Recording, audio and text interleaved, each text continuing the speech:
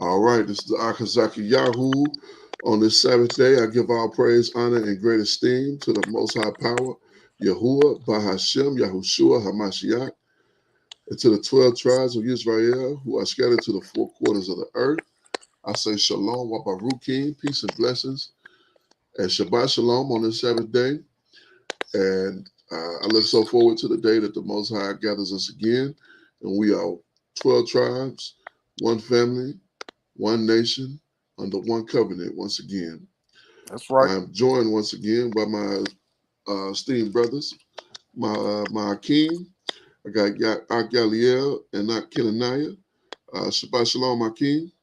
Hey, Shabbat Shalom, family. 12 tribes, one nation. Kwam Yasharala. Kwan. Hallelujah. Shabbat shalom, everyone. Hallelujah. Hallelujah. So this is the Bereshit or Genesis chapter 9. We're going to get into breaking this down, and we're looking so forward to getting to chapter number 10, where we'll really get into the names and locations of the people in the Table of Nations. So let's go ahead and get started.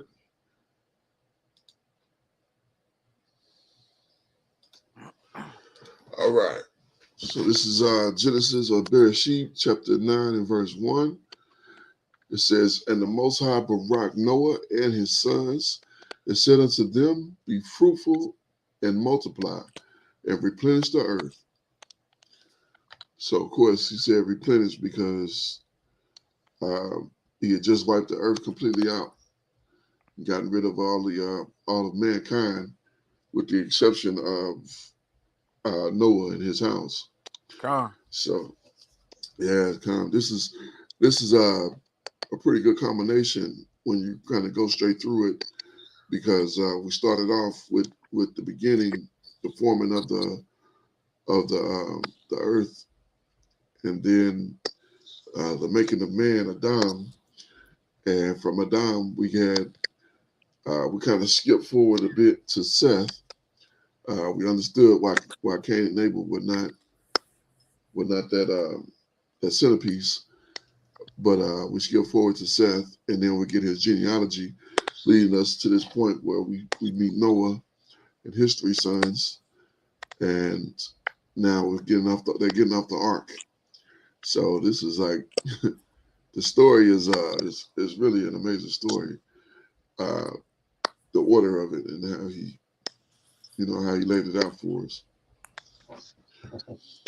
All right, verse 2. It says, "And the fear of you and the dread of you shall be upon every beast of the earth, and upon every fowl of the air, upon all that move upon the earth, and upon all the fishes of the sea. Into your hands are they delivered." So he was giving man dominion here, Mm-hmm. and rulership over everything of the earth, uh, saying that it's up to us. Like, basically, we got complete rulership over them. Khan. And Yes, that verse right there, the fear of you, that's something that still we can still see that in effect today. Most animals are leery of man unless they've been domesticated. Khan, Uh, yes, but even the ones that are not fearful or that don't seem fearful will attack. You know what I mean? right. Like, and that's a defensive mechanism as well. Khan, absolutely, absolutely. Yeah, they want to try to keep themselves and sometimes their young safe. The one that I just make my skin crawl, of course, is that snake, that serpent. And from a young man, I always saw them as um, highly aggressive, Mm-hmm. and some species are not. All right. If you've done any kind of study, some are really passive and want to go the other way. They don't want confrontation, but some are aggressive and they will pursue you, Yep. which is crazy. So, Yeah, I've always viewed the serpent uh, as a threat, as a enemy. kind, And we've got brothers that will wrap them around their necks, man. But you know, crazy, yeah, I've absolutely never been crazy. into that. I don't want a snake on my hand, let alone my neck. Right. You can't. And I've seen some crazy stuff when it comes to that. I seen a man walk up and pet a snake. I thought, what? And the snake, like, it was cool with it. Like what? Yes, snake is real deceptive, man. Right. You can't Nah, I look at wouldn't it for the trust most part and tell what it's thinking. You know what I it. mean? That Exactly. snake is still a snake. Still a snake. It's always gonna be a snake. I don't like Yes, indeed. reptiles in general. They all seem Kind. the I same way. think the only oh, so silly guy, my bad. Go ahead. No, I'm just saying I think they all seem the same way. Like reptiles, like you don't know what they're gonna do until they do Right. it. Yeah. You Kind, can't really kind, read them like other animals, you know? kind. Yeah, because they go back so far. They've been around. You know, because I think some of them were in that water, so they were able to survive longer. You know what I'm saying? So they might have made it to the other side of the flood as well. Like those crocodiles and those alligators and some of those. You see some of those things, but I think the only one that I can kind of tolerate is a turtle, and not the snapper turtle, of course, but like a box turtle or some of those ones. I've seen some of those; they're pretty cool. I don't want one as a pet.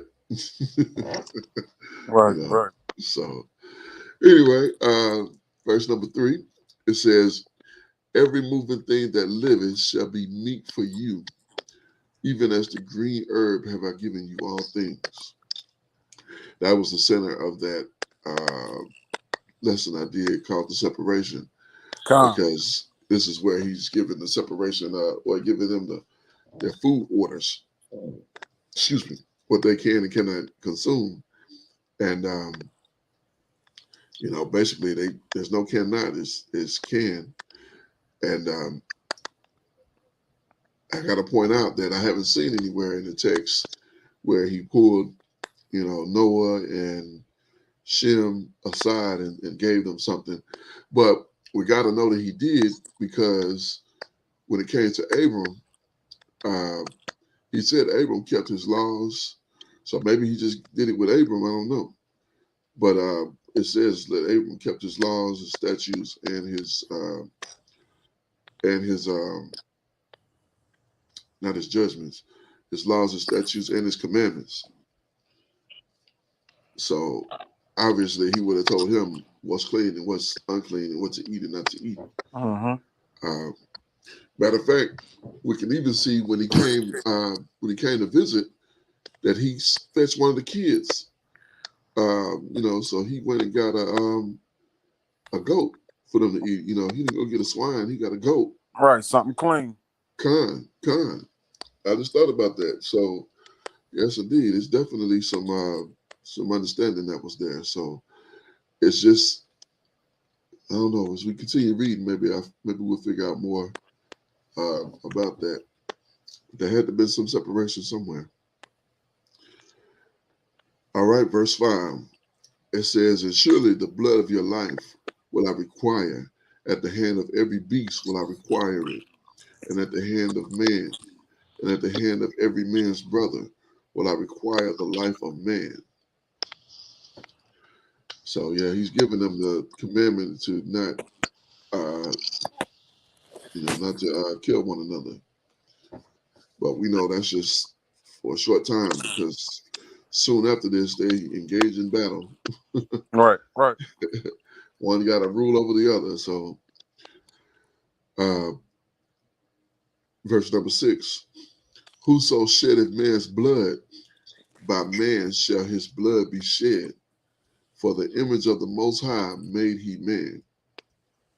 So I find this very ironic, this verse here, because I was speaking about in chapter 5 how the change happened with Adam, when Adam was made in the image of the Most High, and when Seth was born in his image, Adam's image. And right here we get another reference back to that image of him.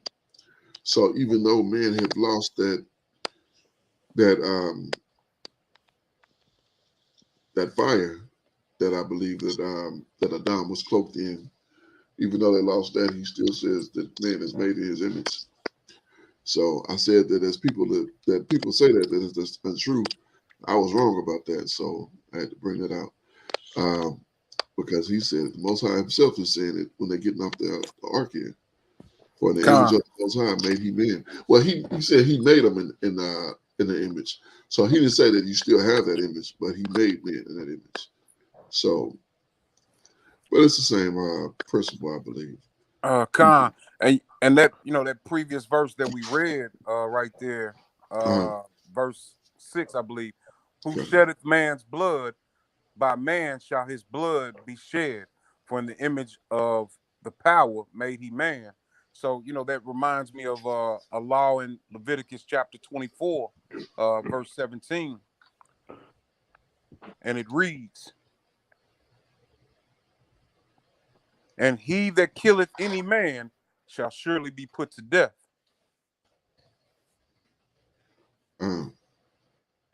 That's a good observation. Oh yeah. That's a good observation. It shouldn't be put to death. Yeah. So the punishment for murder, when you get into that word "killer" there, that's really talking about murder. Murder, good call. Yeah. But your punishment for that is death. So you don't have a leg to stand on in that situation when you killing somebody indiscriminately, premeditatedly, like, oh, that sucker, looked at my woman, I'm gonna kill him. Right. That's where most of it start, over some woman, and so. And I would say these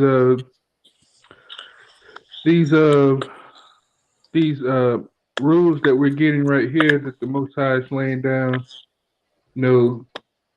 because of that before, like Noah and his family, these are things that all the nations should have been doing.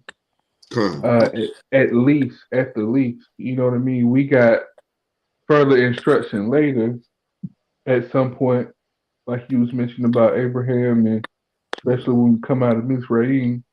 But all the nations should abide by these basic rules here. But we see even those they don't keep, some of them. So yeah, I was thinking that this is like the bare minimum. That this is, and all men should have this, because this is all men getting off the ark. This is everybody that's left. So this should be a natural progression throughout all of mankind. Yeah. The Most High said, don't be killing people, and you can't. It don't exist.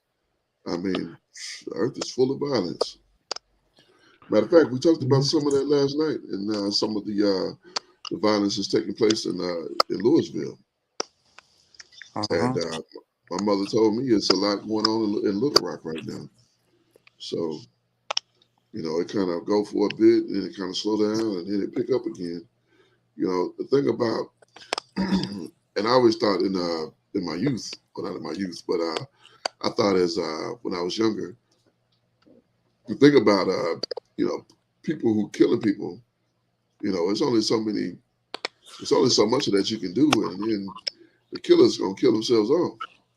So if you a killer and not you, I'm saying, if somebody a killer and somebody else a killer, and they hunting each other, they're gonna kill each other. They go, one person gonna kill and another person to kill, and so on and so forth. But eventually, you run out of people to kill. It's just like there's nobody really left for you to be going at like that. So unless you just gotta, it's eventually gonna end. That's what happened where I was from. In the 90s, it was horrific. Yeah, I remember that. As it came into the 2000s, it began to simmer. It began to settle a lot more, and it seemed to be normal. So 20 years later now, it's gotten right back rambunctious. So new spirits, or those same spirits that come back into the earth, and they ran them up. Con. Yes, indeed. Yes, indeed. But yeah, I remember Arkansas in the late '90s. Well, not really late '90s, like this, pretty much all the '90s. Man, was Yeah, an come. undesirable location, man, Oh, for to absolutely. raise a family, man.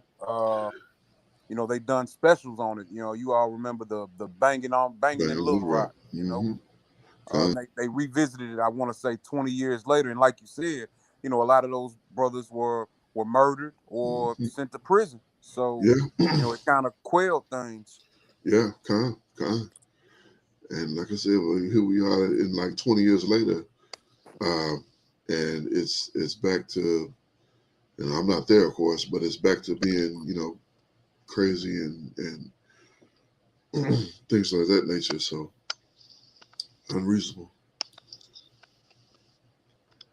All right, verse number 7. It says, excuse me. It says, and you be you fruitful and multiply and bring forth abundantly in the earth and multiply therein. So again, he's telling them again to fill the earth. And, you know, you got to point out the fact that uh, the men did each had one wife. You know, he didn't have them show up with 2 or 3 wives to replenish the earth. It Mm-hmm. was every man had his own wife.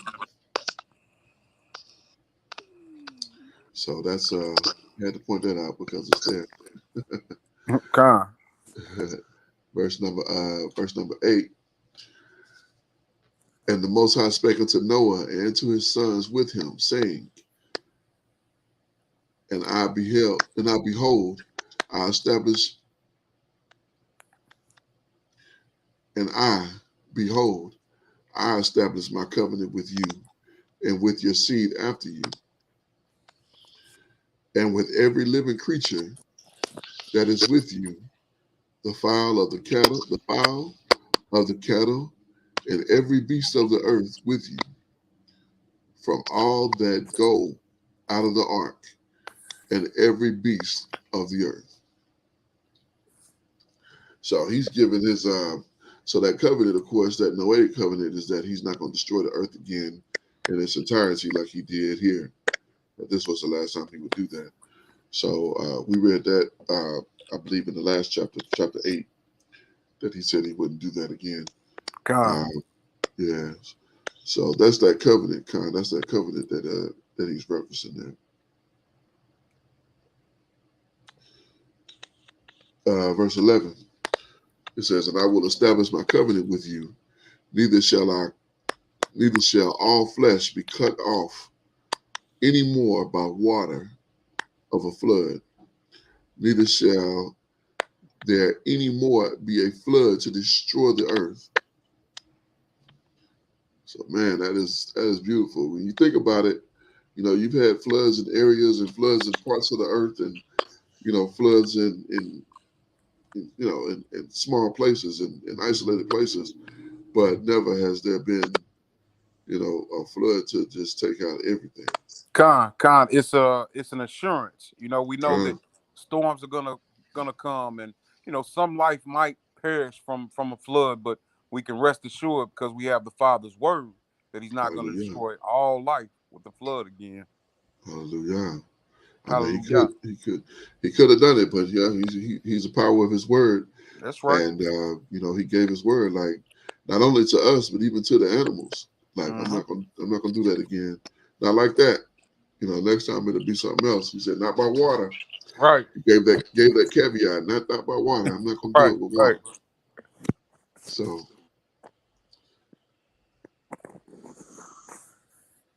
all right, And you know, and that's funny that you know, pull that out because it's, you know, we talked about last night how he declares the end from the beginning.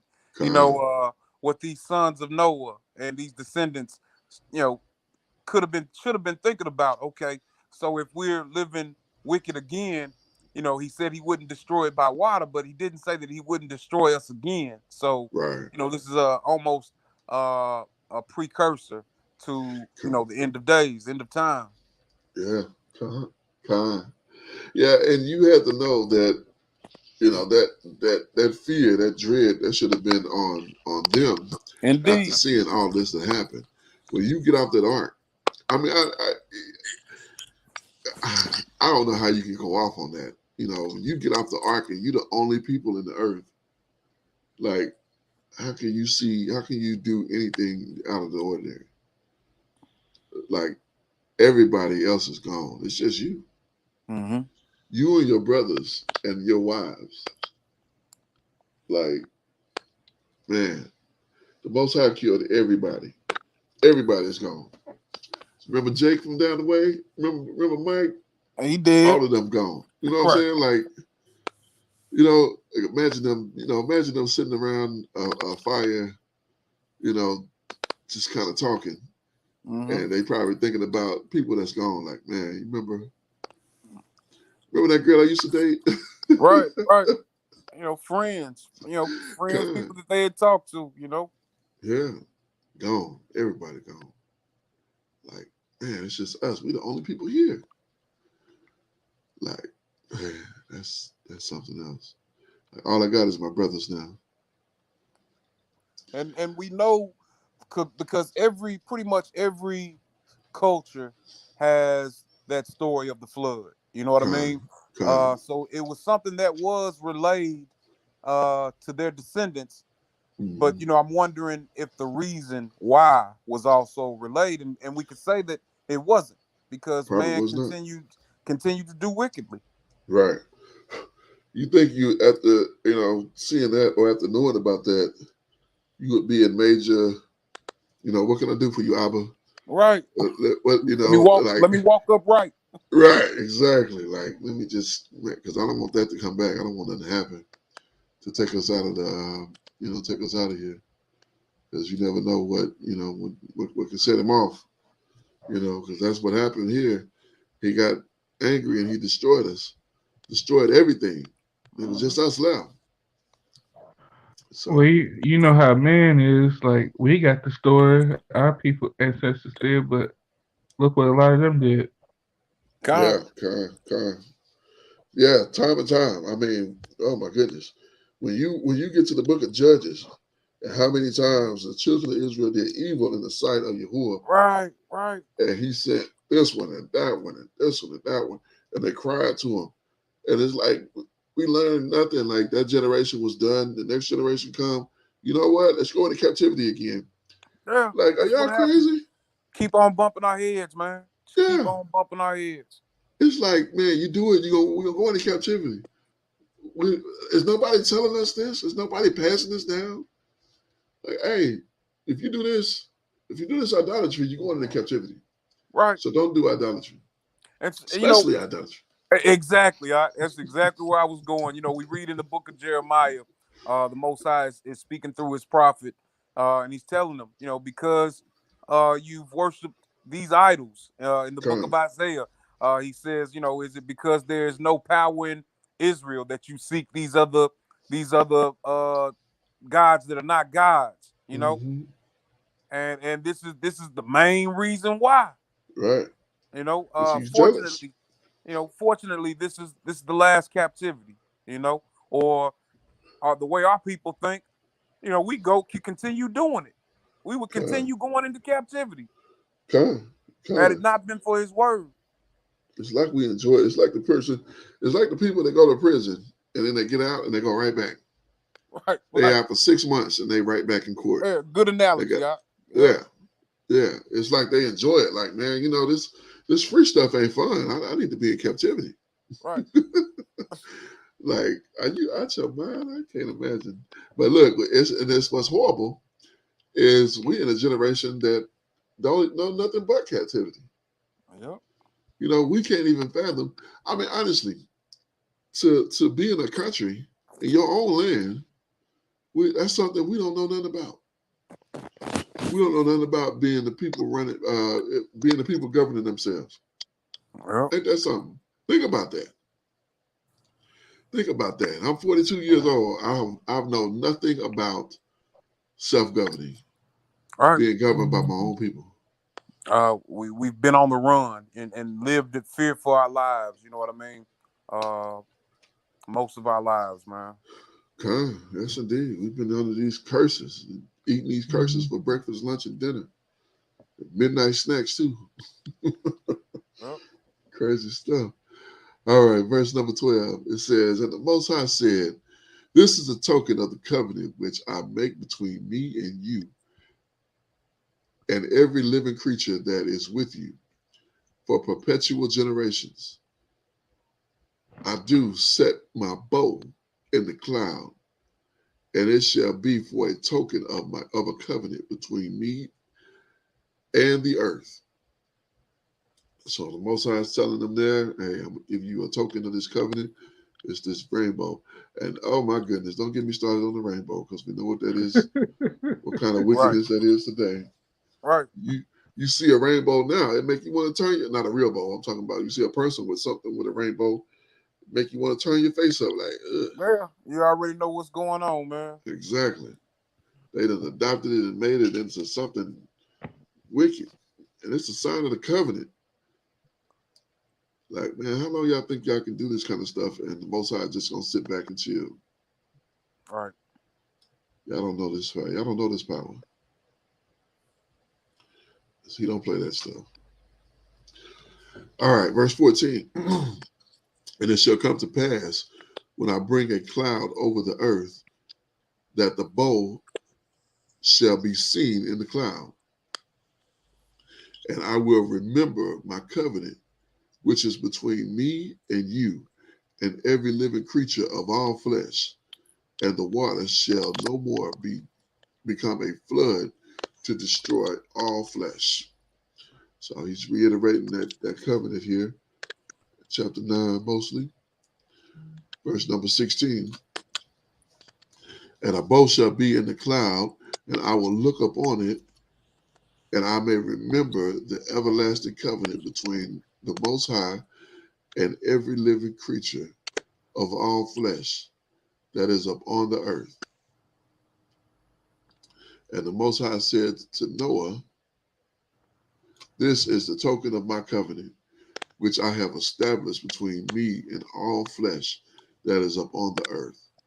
So he's reiterating not just the promise to man, but also even to the animals. Like, this is the last time I'm gonna do this to y'all. It's the last time I'm gonna put y'all through this type of hardship. You know, just that mercifulness, that this is the last time. You know, I think I probably, you know, that's the last time I'm gonna do that one. So, you know, not just with man, but even to the animals. I wonder if they, you know, we always been taught animals are colorblind. I don't know how true that is, but I wonder if they, how would a person know if an animal is colorblind? You know, I want to say that they've proved that wrong, and they have. I want to say they have because they've given certain tests to certain animals, and they will give what they'll do. They'll lay out food. It's the same type of food, but it'll be different colors, but it tastes different. And what they did, you know, I forget exactly what animal it was, but it was a taste that was pleasant to them, and you know they knew to choose that colored one. So you know, I guess you're right. Like, we never know if they see in spectrum that we do, but Right. they are able to, you know, Make differentiate. discern. You know what I mean? Like Yeah. a difference in shades and tones. Yeah. I don't know, and you know, most animals' nose are super sensitive. I know that because I had my dog, man, he smelled everything. I mean, if I put my hand out to him, he sniffing. You can hear him sniffing it. Uh-huh. That nose was amazing. And you know, they have proved that because they've used dogs to find things, and the dog go right to, you know, right to whatever that thing is. So, and then they tested the ability of them to hear and whatever the case. But the reason I bring that up, not to get off too far, but the reason I bring that up is I wonder if the animals are seeing that bow in the sky, and when the rain comes, and if they remember that covenant, right? Because the covenant is with them as well. Is that something that they pass along? Is that something that he put into them? That they understand that, because he's talking about it awful lot here in this in chapter number 9. So I don't think he's doing it for no reason. But I'm sure it's some kind of way they know. Just like birds know how to fly south for the winter. I'm sure it's something. Yeah. Yeah, absolutely. I mean, that's why I was bringing out. Can they see the bow and do they recognize what it is? It's probably in them to do so. Just like it's in the lion to go after the gazelle and everything else as they hunt and kill everything. It's in them to do that. So, and they've got, it's just it's different, man. They can perceive things before man does. right. A lot of those tsunamis that were happening in the Pacific, or what is that? Southern Pacific islands. Like they would show animals, like before anybody knew the tsunami was coming, the animals would just be going to trying to find high ground. Right, this right. was an indication of something was going on. So Right, they've got another sense that man doesn't have, or that man is unaware of that we have. Yeah, definitely. I mean, I think he's definitely. I don't know if I wouldn't say if he's communicating with them as in that sense, but I think about that. Bring me to I don't know where it is. Y'all might recognize it when I say it. I believe it's in Proverbs. It says, "A wise man regardeth his beast." Ring a bell? And I believe you're right. Proverbs 12 and 10. 12 and 10. Okay. And it reads, it says, "A righteous man regardeth the life of his beast, but the tender mercies of the wicked are cruel." Oh, Slacky, I didn't know you was going there. I would have waited. No, you good. I thought I had it, but yeah, you got it. Yeah, a righteous man regardeth the life of his beast, and the tender mercy of the wicked is cruel. Kind. Yeah, I had that in my mind. I guess that first part stuck in there. I forgot about the wicked being compared to in there. But yeah, regarded the life of his beast. Yeah. So it wasn't a wise man, it was a righteous man. A righteous man regarded the life of his beast. But the tender mercies of the wicked are cruel. So ain't that ironic? The tender mercies of the wicked are cruel. Wow. Okay. Yeah, so so if a righteous man regardeth his beast, then imagine what the Most High feel about these animals. Indeed, indeed. So right. Yes, indeed. It's all precious to him. Absolutely. All right. We at verse 17. Let's see. You said 20? No. 17. Oh, 17. Sorry. Okay. I thought you said 20. I'm like, oh, okay. All right. Verse number 17. And the Most High said unto Noah, "This is the token of the covenant which I have established between me and all flesh that is upon the earth. And the sons of Noah that went forth from the ark were Shem and Ham and Japheth. And Ham is the father of Canaan." Excuse me. It's amazing that Canaan's name is just brought up out of here, kind of out of nowhere. Yeah, we don't even hear about him being born. Yeah, we don't. It's just all of a Well, we sudden hear like, about oh, it. by We the hear way, about it later, I think. Yeah. yeah. Once we get into the next chapter, but he starts to be featured right here. So it's almost like we're talking about getting off the ark, and then you mentioned in Canaan. Well, they're already off because they're talking about they came off actually the last chapter. Verse number 19. It says, there are 3 sons of Noah, and of them was the whole earth overspread. And Noah began to be a husbandman and planted a vineyard. And he was drunk of the wine, and he drank of the wine and was drunken. And he was uncovered within his tent. And Ham, the father of Canaan, saw the nakedness of his father, and told his 2 brothers without. And Shem and Japheth took a garment and laid it upon their shoulders, and went backward and covered the nakedness of their father, and their faces were backward, and they saw not their father's nakedness. Now this is where it starts to really get sticky here. It's really get interesting. So we got Noah who done got off the ark. Noah done planted a vineyard, and so we've had time for him to plant the vineyard, and grapes have grown. And now he's Have not only let the wine ferment and everything. It's been a minute. so we're talking about a pretty good dispensation of time. Yeah. It's not like one afternoon. Right, right.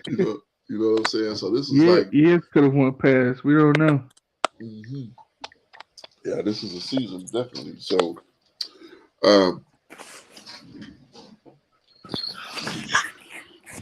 yeah. So Canaan Canaan, but Ham, the father of Canaan, saw the nakedness of his father, and told his 2 brothers without. Like, I'm trying to make this make sense because I'm thinking that this is definitely a similitude.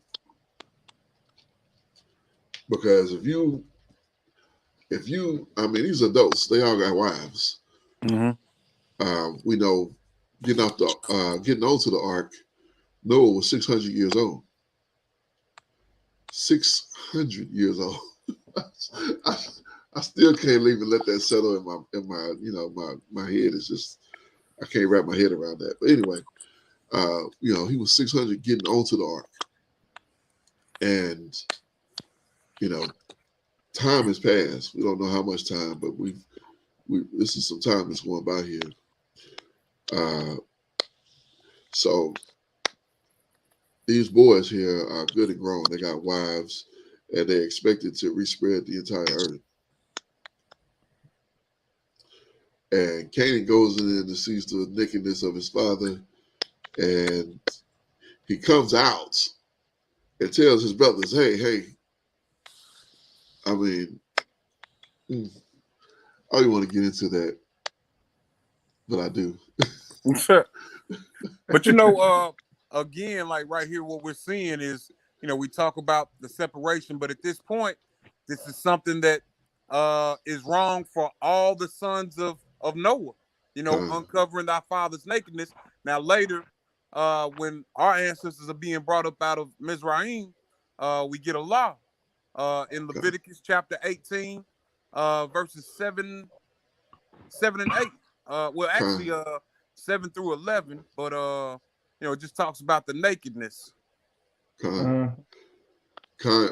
and that's the thing. Let's go over there real quick, because the irony is, yes, let's talking about the nakedness, but read verses 1 and 2. Okay. Well, actually, I think 1, 2 and 3. So let's start at verse 1 right there, Ak, if you will. Con. This is the book of Leviticus, chapter 18, verse, you said 3? 1. Verse 1. And Yahweh spake unto Moshe, saying, Speak unto the children of Israel, and say unto them, I am Yahweh, your power. After the doings of the land of Mizraim, wherein ye dwelt, shall ye not do. And after the doings of the land of Canaan, whither I bring you, shall ye not do. Neither shall ye walk in their ordinances. Ye shall do my judgments and keep my ordinances, to walk therein. I am Yahweh, your power. Ye shall therefore keep my statutes and my judgments, which if a man do, he shall live in them. I am Yahweh. Kind. So we're gonna pause right there. So let's go back to verse 3 on that. It says, after the doing of the land of Egypt. So he's saying what they was doing in Egypt, wherein you dwelt, where you came from, where I brought you out of, you shall not do. Don't do that stuff. Don't bring that over here. And after the doings of the land of Canaan, what you see these people here in this land right here, I'm bringing you into, where I bring you, you shall not do. Don't do what these people do. Right. Neither shall you walk in their ordinances or in their ways. Don't do what these people do. I'm not playing that. And then, ironically, as we skip on down, go ahead and pick up verse 6 right there. Con. None of you shall approach to any that is near of kin to him, to uncover their nakedness. I am Yahweh. So he's telling them right here that after what they do in Egypt, what they did in Canaan, don't do that. And number 1 on the list is right there. None of you shall approach unto any that is near of kin to him, to uncover their nakedness. And he put his stamp on it. I am Yahuwah. I am Yahweh, Yahuwah. That's right. Don't confuse this. This is me telling you this, and don't do this. I'm not playing that. Then he went all into the details, which we'll get to this as we continue to break down this Torah.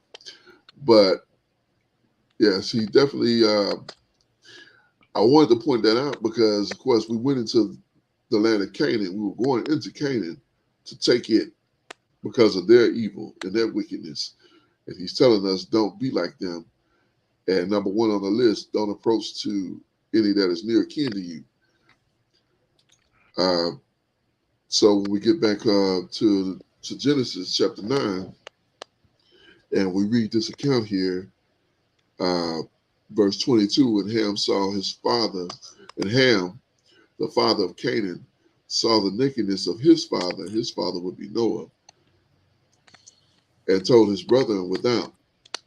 So he saw his father's nakedness. So let's go back to Leviticus, so we can get a little bit of understanding to that. Go ahead and pick up verse 7. Con. The nakedness of thy father, or the nakedness of thy mother, thou shalt not uncover. She is thy mother. Thou shalt not uncover her nakedness.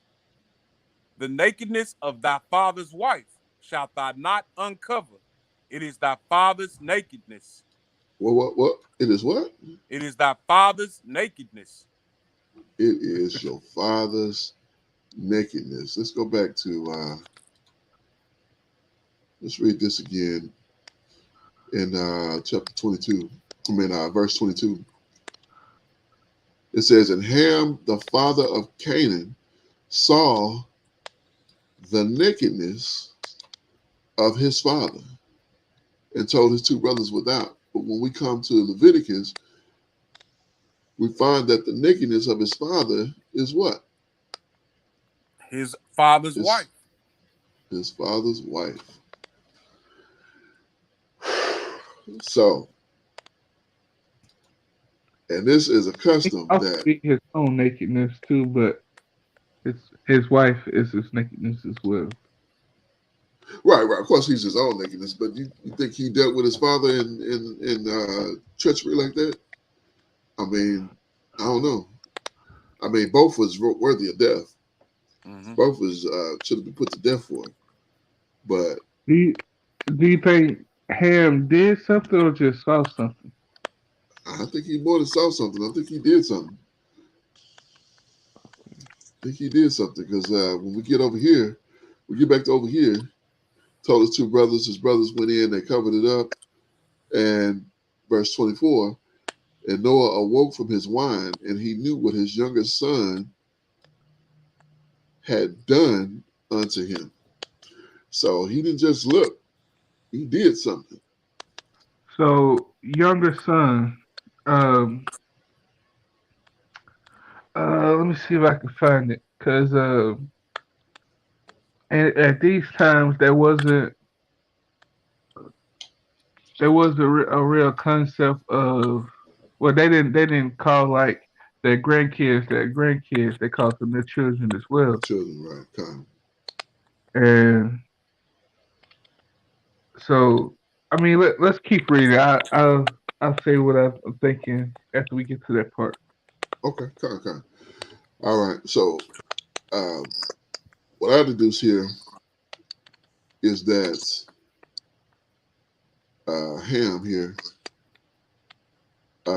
saw the nakedness of his father, which would have been his wife, and he somehow laid with his wife, and he decided to lay with his wife. So, ironically, in verse 25, he says, and he said, "Cursed be Canaan, a servant of servants shall he be unto his brethren." Huh. So if Ham did something directly towards his father or his father's wife, why would Canaan be cursed? Why wouldn't Ham be cursed? That's interesting. That's interesting. That's an interesting point. Um, that's an interesting point.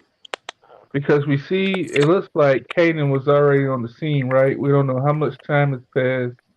So we don't know how old Canaan is. Canaan might have came off the boat, and we don't know how much time has passed. So I'm not saying this is for sure, but I'm thinking that it's possible that Ham saw Canaan doing something. That's why Canaan was cursed. Okay. That's an interesting observation as well. Because Interesting. we see, in most situations, we see if somebody, whoever committed like the gravest offense, that person themselves is cursed or judged or something happens to the person themselves. So to not say that Ham was cursed, but to say that Canaan was cursed, Ham might just walked in on something and went back and told his brother, but there was an act being done that Canaan was doing. That's Because interesting. I don't see any reason why he would be cursed uh for what What's up? Ham saw. You know what I mean? Kind. That's interesting. Like I haven't, I haven't looked at that. I haven't heard that before either. That's pretty interesting. I was under the impression that it was Canaan because, ironically, let's get Canaan here. And I want to say Canaan means merchant. Canaan actually means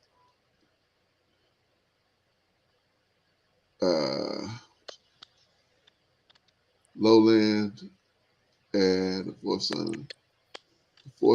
And this says this is the fourth son of Ham. So wait a minute, what other three were before? So was he the youngest of Ham? Yep. So He if had he's the Yeah, fourth like son of we Ham, don't know how much time has passed, and like we see when we get into like the lineages, whatever, we see that there's other kids. So the fact that Canaan name was mentioned before anything happened, right? It said right, these are the sons of Noah and and Ham is the Canaan, father of Canaan. right? Yeah, So we already know that Canaan is going to be involved in something that is a highlight moment. interesting. All right, that's a good observation because, Con. right, okay. Land west of Jordan, descendants of Canaan subsequently conquered Israel under Joshua. Yeah, merchant, trader. Uh, this is what I was looking for. Humiliated. So Canaan means humiliated. Canaan, the son of Ham, also the country inhabited by him. Canaan, merchant, traffic. But that humiliated is where I was thinking. Like shame or yeah, humiliated. So that's interesting. That's a whole new observation there. That it wasn't necessarily Ham, but maybe Canaan that was in the act. Canaan, the son of Ham, ancestors of the nation of Canaanites, land of Canaan. That's very interesting. Yeah, I was listening to I was a part of this discussion on Uh-huh. Clubhouse a while back, and we was talking about it, and a couple outs it was they was discussing what it was at first, and then we all decided to like just like try to break it down, take our time, go through it, and it was like, hold up, Con, it's like, why is this happening to him? But it says Ham was the one who saw something. It was like, what did Canaan do to deserve this? well, I figured that it was his. It was the fact that he was. I thought he was the firstborn of Ham, and so he's Mhm. like, "Cursed be your firstborn." Right. That's what That's I what would I. have thought as well. Yeah, yeah. Like, cursed be your firstborn. Like, you want to give it to somebody, you don't give it to them because they, especially when they older, but you give it to they children. Part of the reason why I want to walk upright is not necessarily for me, but for my children and their children. I want to teach them so that that can go down and they can, we can be, some of these curses can be lightened a bit, at least. But Is there a situation where somebody's firstborn was cursed after they had already had their firstborn? no, no. But again, the thing about this, um, this is not you know, I believe that Moshe wrote this account here, Uh and huh. he didn't witness it firsthand, so he's getting this on Mount Sinai when he's Right. up on this mount, and when he come out with this glow, because he done supped with the Most High at such a level that his skin Hmm. is shining so much that the people are afraid of him. Uh, so he had to put that veil on. So he's getting this information and coming back to the people and recording this. So we don't have a first-hand account, and I don't know if he was asking questions or because we don't get that information either. But from the way that this is written here, that's an interesting observation. I kind of like that. It's very sensible. I think you guys did a great job in breaking that down because I really had it in my mind, and it was Ham, and that Ham did it himself, and I was accrediting him for being one of the first one, being the first one that we see that this happened to. But it does make sense that it's Canaan because everything is Canaan going forward. So Hmm. that's Because interesting. somebody That's had interesting. that same thought. It's like maybe the firstborn was cursed, but we went and saw that Canaan wasn't the firstborn, so it had to be something specific why he was mentioned above the other seed. Con. Yeah. And when he awoke from his wine. So, what is it? I mean, what do you think when you see that? And when Noah awoke from his wine, he knew what his younger son. So that's why. I mean, I know that Ham was the youngest of the three. That's why I was mentioning like about they didn't say grandson. Like if I had kids and they had kids, the youngest son of their kids would be my youngest son. Kind. Because like you see where when Yaakov was leaving and Laban caught up with them, it's like how you gonna leave without me saying goodbye to my children, to my sons and daughters, talking about All his right, kind. grandkids. Yeah. Like these are my children. These children are my children. Right. Mhm. Yeah, that's always been the case in the text. So Yeah, yeah, like absolutely. that's one thing that somebody pointed out too. That like I think about, it's like, yeah, you're right. Like they didn't say grandkids. They said this is my son, this is my daughter. Whether they would say granddaughter or grandson or great grandson, they So call them so check sons and daughters. kind. Check out this. Check this out. The this is that word katan, and when we come down here, it's used in the following manner: small, 33 times; little, 19 times; youngest, 15 times. But check this out: younger, Mhm. 14 times. So here,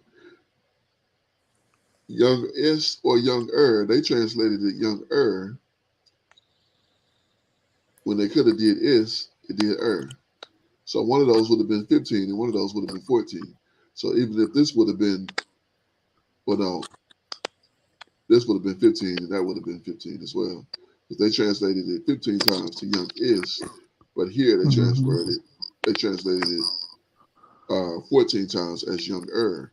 And that's the word that we get at this text Hmm. as younger. Right. That is very interesting. That is a good observation. I mean, for years I've been on Ham did it and got his son cursed. Right. Right. But when you go over here, he's saying don't do as they did in Canaan. And it would make sense that it's Canaan the one that did it because Canaan was the one that did it. And then not only that, uh, it's mentioning Egypt. Like what was they doing in Egypt? You know, were they doing some of the same stuff? Of course, he said after the Mhm. land of after doing in the land of Egypt, and as you see Hmm. these people do. Don't do that. We don't do that. Right. Making this up, man, that's interesting. Hey, that's why we do the studies. You know, Indeed. it's a edification. Praise God for that. Told you, I. That's why you had to be like, hey man, we was missing you on these studies, Right. Right. Hey, I told you, my wife said she was watching it, and she said, "Y'all got some really good chemistry." So praise God for that. Hallelujah. Uh, Three Akeem come in and just get to it, and man, I feel like I gotta learn something. That's Mhm. interesting. All right, curse be Canaan, the servant of seven shall he be. This is verse 25. Uh, and he said, "Curse be Canaan, a servant of servants shall he be unto his brethren." Now we know for forever, they tried to, use that as the rationale why they enslaved us, thinking Kind. that we're sons of Ham, Mhm. but couldn't be further from the truth. Exactly. Exactly. And now that we see that it was more so Canaan. So we Yeah. would have to been so I mean and they were cursed to the extent where the Most High was trying to wipe them out. He wanted all of them put to death. Mm-hmm. Yeah. That's why who's that? Isaac, he didn't want was it Isaac or Abraham who said they want their It son was again? Abraham. Abraham. Well, they didn't want him to marry someone that was in the land, so he sent his Mm-hmm. servant to find Rebecca for Isaac. Right. Yes, indeed. Don't give my son no wife for this land. These wicked tail people. Right. Yeah, that's exactly what he told him. Wow, that is amazing. That is amazing. That's a barakah. Mm-hmm. Yeah. Verse 25, and he said, "Cursed be Canaan, a servant of servants shall he be unto his brethren." And he said, "Barak be Yahuwah, power of Shem, and Canaan shall be his servant." Right. Boy, he really hate Canaan for real.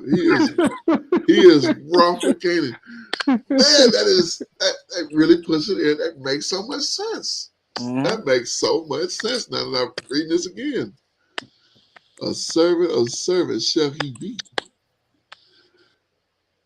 The Most High shall enlarge Japheth, and he shall dwell in the tents of Shem, and Canaan shall be his servant.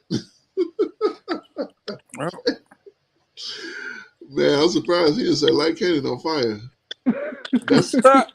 I mean, honestly, that's how mad he was. Look at this. Look at this. I mean, he want Canaan head.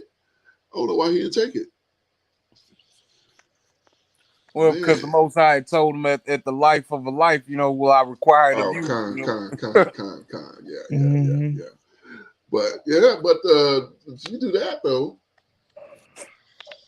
You do that, the punishment is death. Mm-hmm. And I guess he'd have to kill his wife too. But she wasn't just willingly. I don't know. I don't even want to get into that. That's so filthy. But that's interesting. As I said initially, I didn't really want to go into it, and then I said, "Well, let's get into it." For real, I mean, because it's such a filthy, disgusting thing to think about, and now to realize that it's his grandson and not his son, that don't make it any better. But like, what's the appeal of I guess because Noah's the head, because Noah running, he's the one in charge. So Canaan basically, and I mentioned this on one of the previous ones, dealing with Reuben and Absalom. Yeah, Absalom. When you were trying to take over the rulership, you would take the wife. You would take the wife of the king, and you would lay with them. The wives of the kings, and you would lay with them, or the king, and you would lay with them. And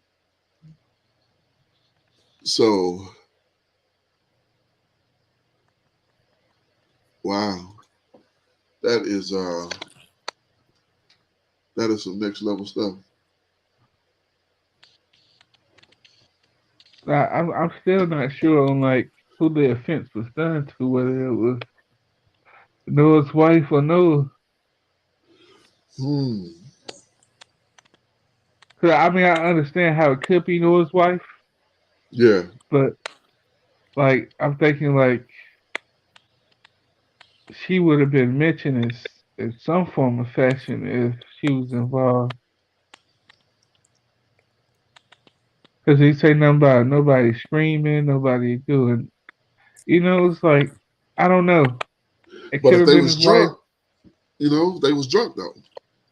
They said Noah was drunk. Yeah, but she was drinking. I think she was drinking with him. I don't know. I mean, that's just an observation here. I'm pretty sure he wasn't drinking by himself. Especially to get that drunk when he passed out. I mean, it took a lot of wine to pass out. That happened with Lot as well. They had him drinking wine. And I think the basis behind this story is to set up an issue with the line of Ham, with the Canaanites, because we know that later from Canaan comes Nimrod. Nimrod, who sets up a kingdom in Babel and becomes an oppressor of all the people of the earth. Yeah, I thought Nimrod came from Put. No, he was actually from Canaan. Was he? Yep. Okay, kind of. We're about to get into that in the next chapter here. Wow. It says that all the days of Noah were 950 years, and he died. So we know Noah went on to the ark at 600. He lived another 350 years, and he passed away. So within that 350-year span, he was on the ark, off of the ark, and began to began to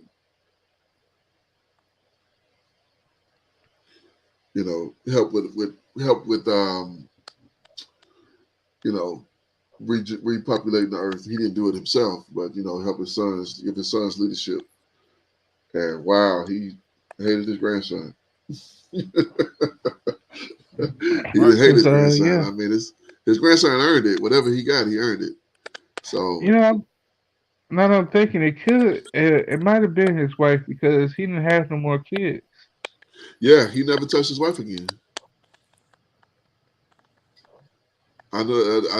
I did notice that as well, because that's one of the things you can't. Once your wife been defiled, you can't take her back. You can't. She can't go to some other. She can't be with another, and then you take her back. And I've seen that in movies, and that's disgusting. Mm. Because it Follow after says, you. all the nations on the earth came from the sons, and nobody else Yeah. came from Noah. So you can't. He couldn't take another wife. Right. Well, no other wife to take. Yeah. Right. That's what I'm saying. Because they're all his His, children. yeah. They're all It would his have been children. So it would have been his granddaughters, that he would have been yeah. able to. Yep. Yeah, that's what I'm saying. All of them his children, so he couldn't take your own children to be your wife. Right. So, whew, man, that makes sense though. That make a whole lot of sense. That make a whole lot of sense. So 950 years and Noah died. So on to chapter 10. Now this is where it really gets sticky. Wow, that is amazing. I'd have had my mind blown last night and today. Praise God. Hallelujah. All right. Verse number 1, chapter 10 is the book of Bereshit, chapter 10 and verse number 1. It says, now these are the generations of the sons of Noah. Shem, Ham, and Japheth. And unto them were born after the flood. And unto them were sons born after the flood. The sons of Japheth. All right, so let's start with Japheth here. Did we look at this before? I don't remember. Let's see. Yeah, we did. We did. I remember we did, because Mm-hmm. I looked at this and said, that's not right. The third son of Noah, they Right. saying that Japheth is the third son. I don't think Japheth is the third son. I think Japheth is the first son. And I want to say we read that when we were looking up Japheth, we scrolled down and we saw that it indeed does, because there's other places in the scripture where we see him being called the elder.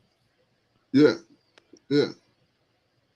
And look here, Japheth, the second son of Noah. So what kind of stuff is this? I mean, I mean, this is ridiculous. How you got the third son here, and right here you put the second son? Right. I mean, what kind of stuff is that, man? I mean, what kind of scholarship is that? Right. They got him being every son. He's the first, second, and the third son. Right. I mean, come on. That's a scholarly way to say we're not sure. Yeah, basically. Basically. But it said it in the script that his older brother, I mean, that he was the eldest. It said, I think we'll get to it in verse 10 here, in chapter 10 here. Or maybe that was when, what was that? That would have been, what, 7 or 6? Y'all got me interested now. Let's go back. Let's go back to 6 here.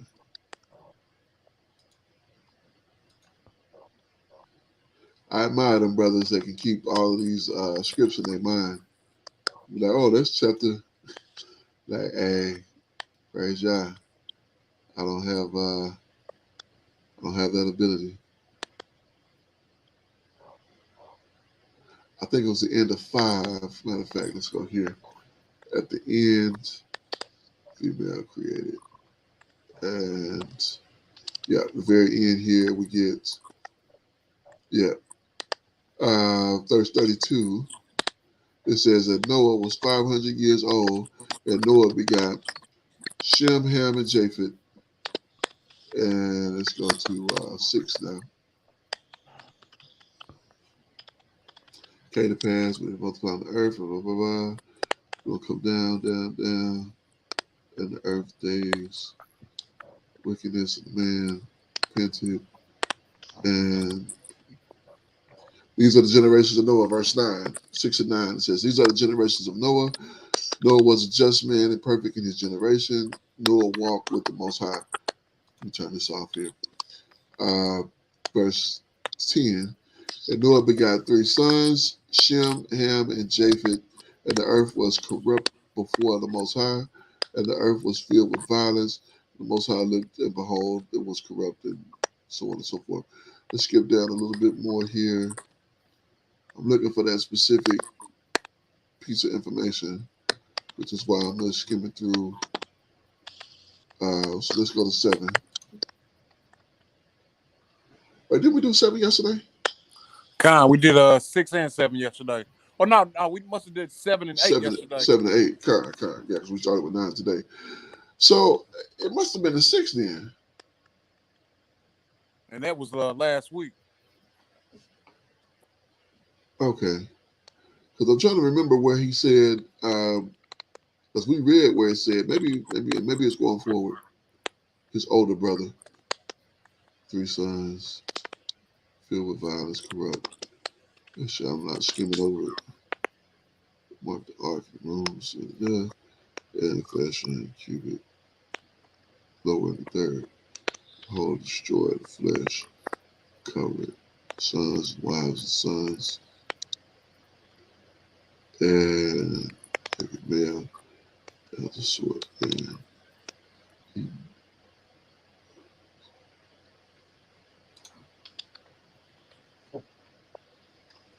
okay, maybe we went to maybe we skipped it and went to somewhere else and then came back. I want to say it's in 10. I want to say it's in 10. Where it might be. Yeah. Because it was something we were looking at. It wasn't the actual reading that we were doing that week. It was something we just. It was a sidebar that we went and checked it out. Con. Okay. Well, I guess I'm just skim through this real quick and see if I see, or maybe we'll read it as we go forward further. But it said, it literally said the younger or the elder. It said Japheth the elder, if I remember correctly. Mm-hmm.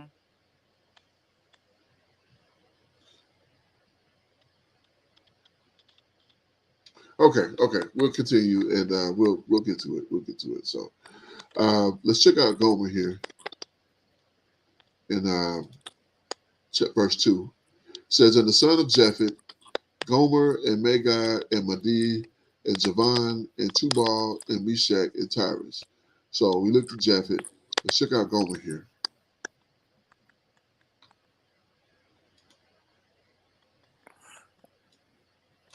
I'll pull up and my that's good friend in Google here.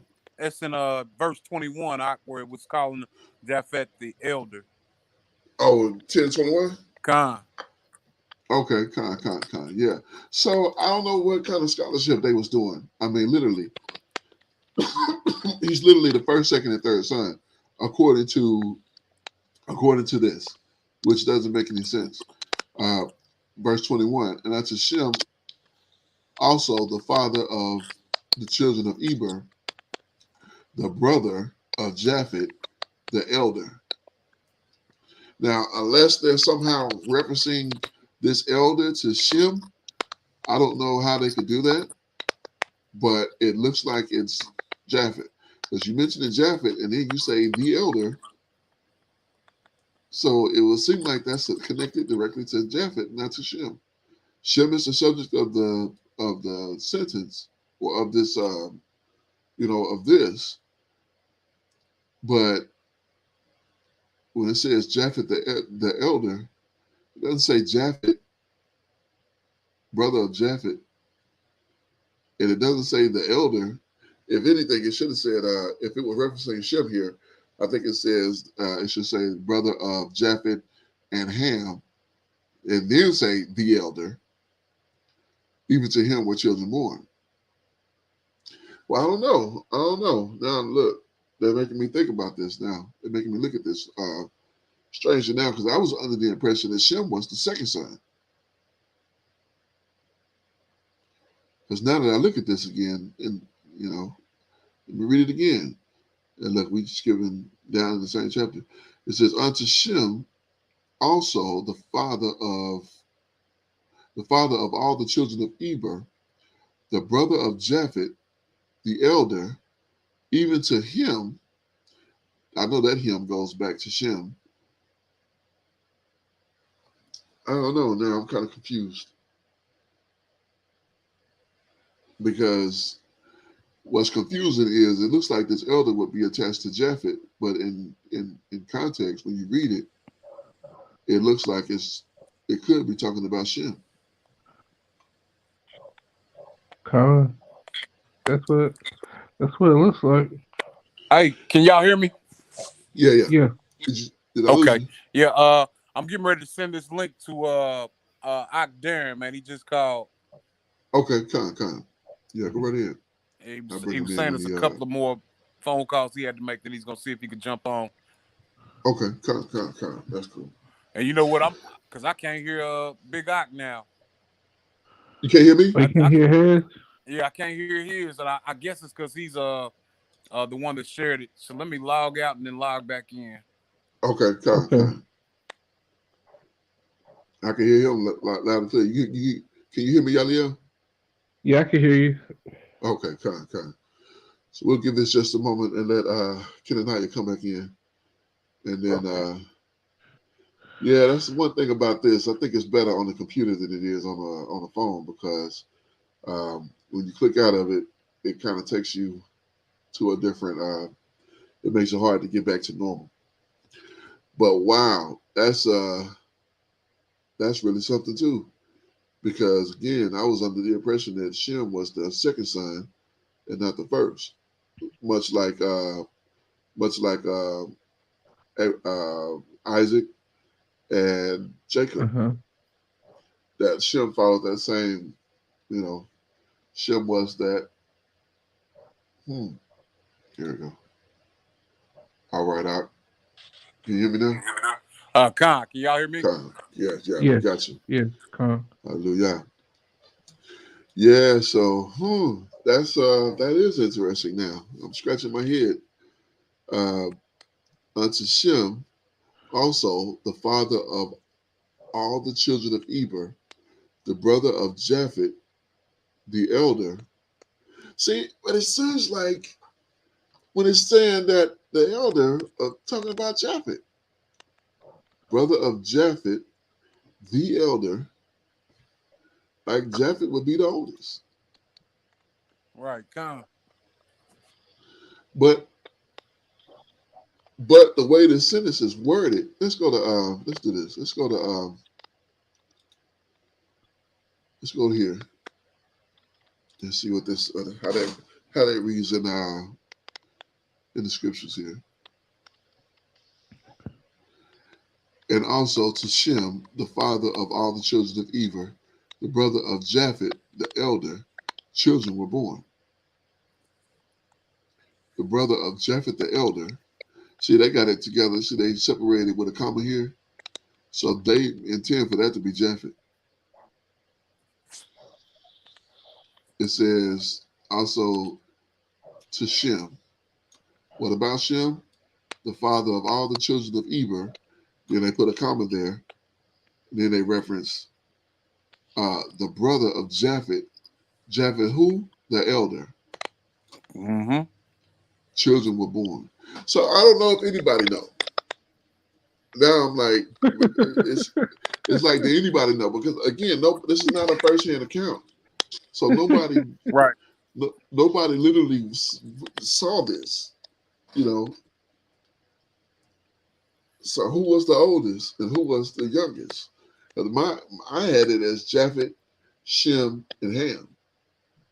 That's what I had it as in my mind, in my ruach, up until this point. But when I'm reading this, I bet they had it the same way here. Japheth, the elder, as in Japheth is the oldest. But then when you click on Japheth, or when you go into Japheth, they say, oh, he's the second son. Oh, he's the third son. And then, I mean, my gracious. No wonder they got it like that, because you can't doggone know. Right. I mean, And you know what? I'm literally. thinking, these brothers and Noah himself. I think we know that he had a long life, and we know that it's 9 months for a child to be born. So this one of them could have been 350, the other one could have been 351, 352. You know what I'm saying? Right. Yeah, it could have been stitched up, like right close together. Yeah, but again, I mean, when Moshe is getting this, because understand now, this is the thinking there. Moshe is the writer, so Moshe is writing this. So Moshe did not get. I know he got this firsthand because the source that he got it from was there, so he knew exactly what was going on. He was giving them everything, but when he wrote it, and as it was, it's just not clear. To see. Might not have the clearest translation. Yeah, right. That's the thing. The translation is just not. Yeah, the translation is just not. But according to the scriptures, they definitely meant that to be the elder to be Japheth. This is how they separated it with the punctuation.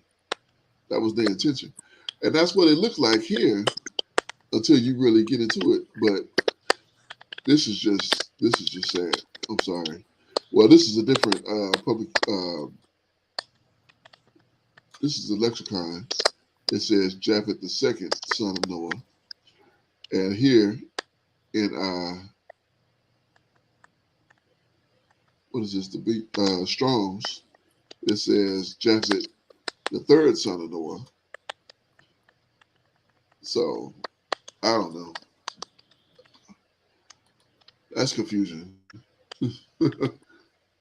That's confusing. So let's move on. Let's get back to Gomer here.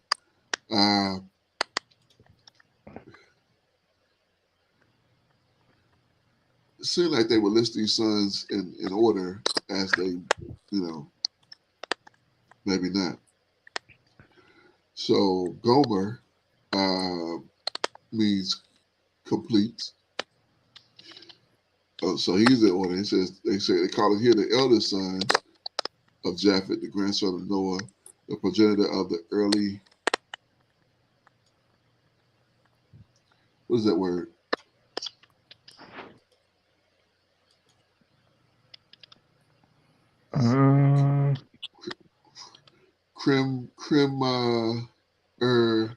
Ions, a branch of the Celtic family. So I mean, come on, the Celts. We know who the Celts are. Right. Yeah.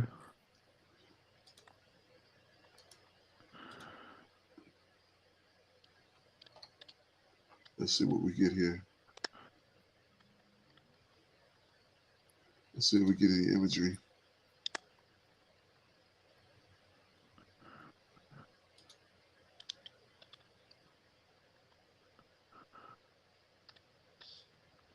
So this is who they're saying that Japheth is.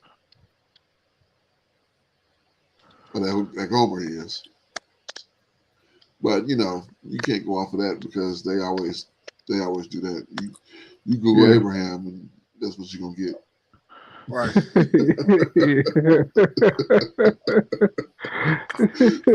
You know what I'm saying? That's just the way they do things. Like, yeah, we everything. We y'all know y'all nothing. We everything. We the Right. Egyptians. We the doggone. We the Canaanites. We everything. And y'all nothing. Google Noah, you gonna get Russell Kind. Crowe. Exactly. Exactly. Last night, me and my wife were watching the program, man, and they had some white Egyptians with all the gold on them. It's like, man, Kind. so it don't even look right. You know what I mean? It Right. just don't even Exactly. fit. Exactly. Yeah.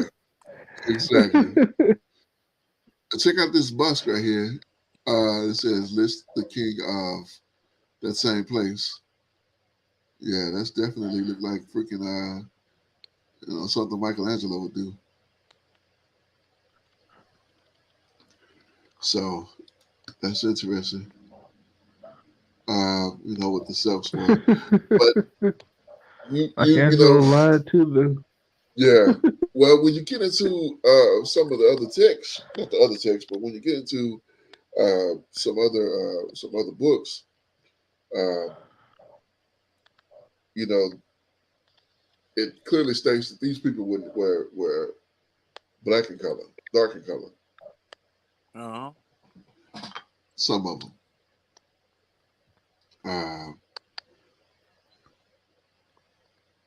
So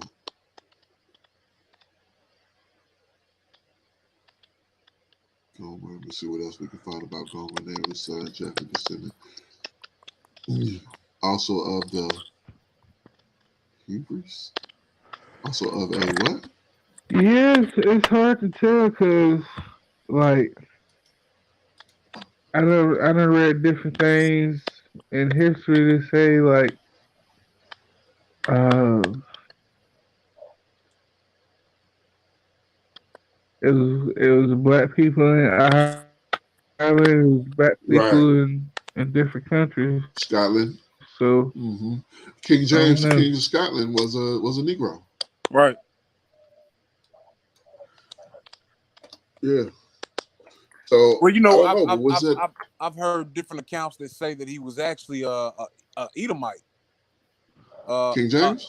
Yeah, a Edomite that was that looked like a Negro because remembering that Jacob and Esau were twins, but Uh-huh. definitely a black man, but from the lineage of Esau. And I forget who it was that it was doing a Right. study on it, but like all of those patriarchs were that were not our patriarchs, but the patriarchs of not the Roman crown, but the English crown. Like all those black kings that they had came from Esau, and they called themselves sons of Isaac. Yeah, kind of. That's Sons of Isaac. Yeah. They do that to this day. Uh-huh. They do that to this very day.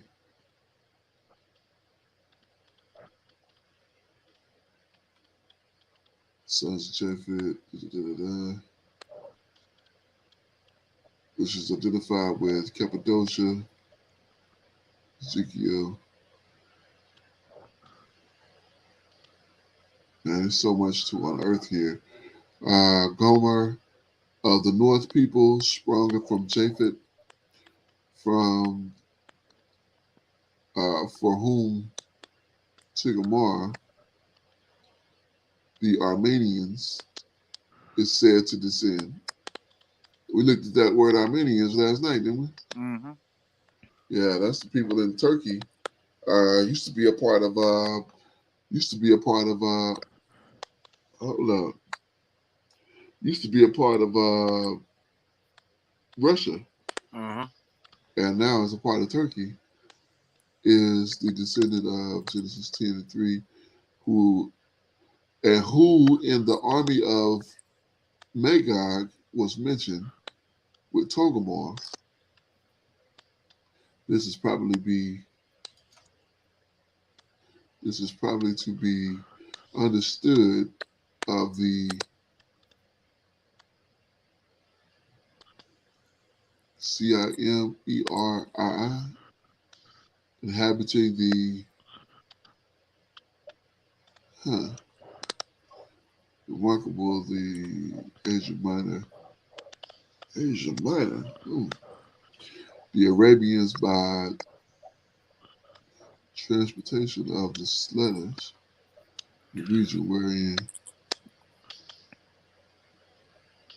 And you know, that's what it's funny that mentions there the Arabians by transposition, because Ron Dalton has stated that as well. Because you know we know that the Arabs were a black people as well, but Ron Dalton was saying that it was the Turkish people that had come and mixed with those Arabs and kind of lightened their skin. And then we spoke about last week how the Greeks came through and there was a whitewashing of a lot of the Arabs as well.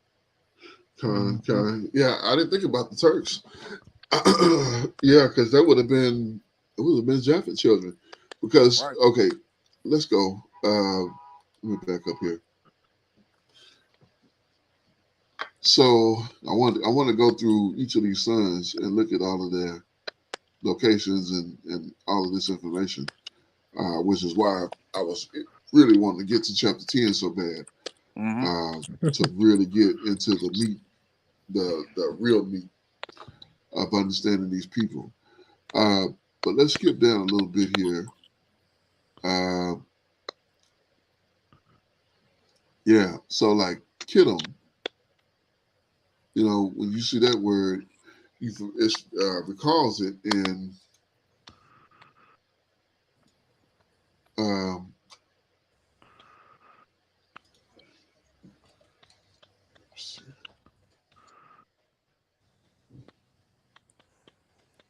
go to King James Online here.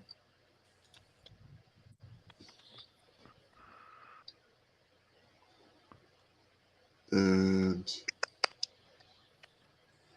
we want KJV with the APOC. And we want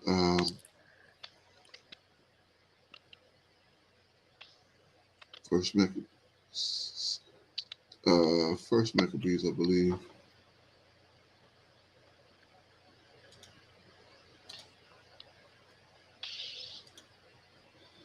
I want to say chapter 7.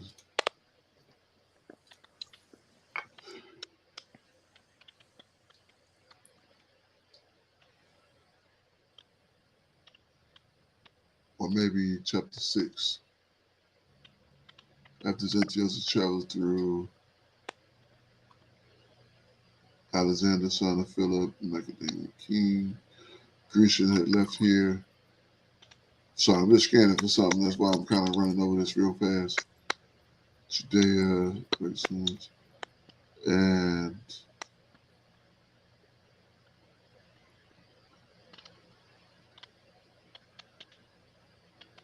died.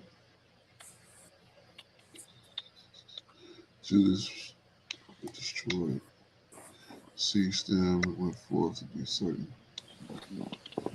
And so there was a place where it called them. Oh no! I'm thinking that's no. It was here. I was thinking it was Yasser, but no, it was in APOC, where he called them Kittim.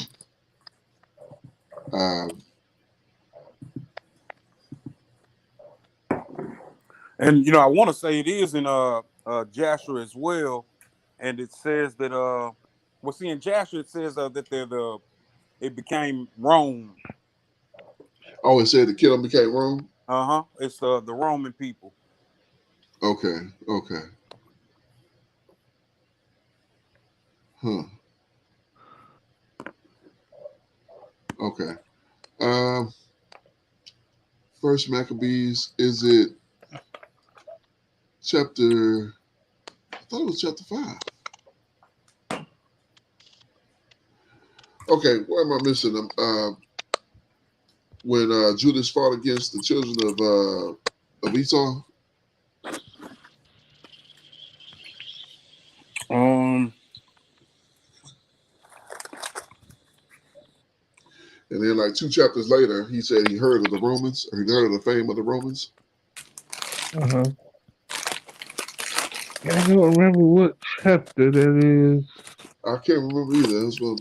You can always go to Google here.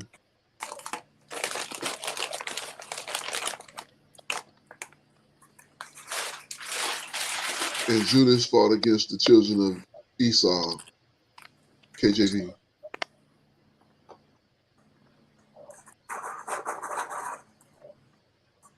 Oh, 5. I said 5, but I was thinking 1, and it was 3. So I was just right off of it, tripping. So let's go back to that. But yeah, so you said that was in Yasher. So I'm running these books together as I get older. Trying to keep them separated in my mind is more and more difficult.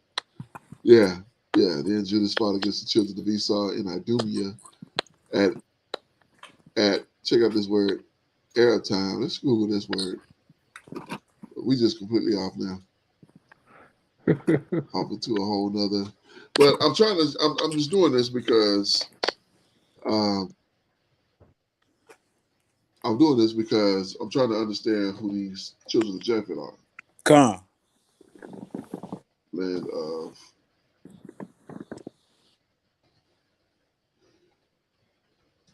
it just give me that.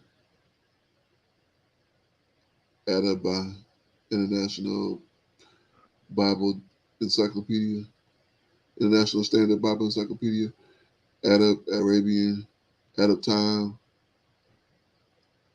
Let's check out this reference here.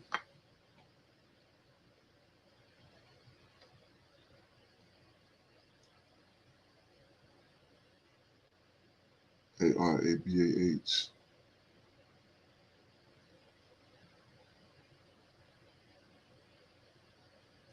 Okay, I really wanted the Arab Time. Instead, it's giving me Arab, Arabians, Arab Time. It's giving me Arba, travel Syria, whatever land. How you want to say that? Nah, call itself the set apart land. Get out of here.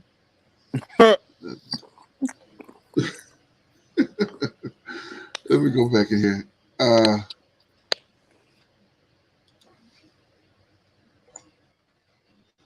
Let's see what this does. Here we go. Airtime. Study.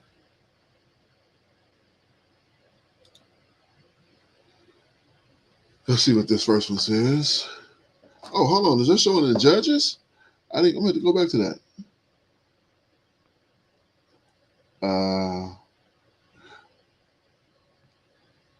Get out of here. I don't want a free ebook. Trying to sell me something.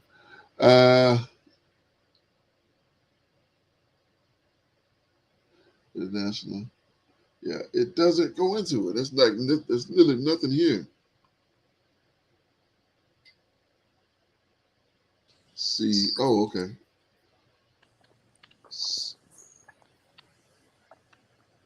AKRABB. Get out of here. These ads. A place in Idumea where Judas Maccabees defeated the children of Esau in First Maccabees. Okay, but where is it? Is my question. I don't want to know I know what it is, what it says. Obviously, I'm coming here looking for it. Where is it? Where is Idumea? I know where it is. It's in Arabia. But I want you to tell me that you know that. But they're not giving us that. You know, they're not giving it to us. It's like they dancing around it or something. Let me go back. Judges 1:36. Let's get that real quick.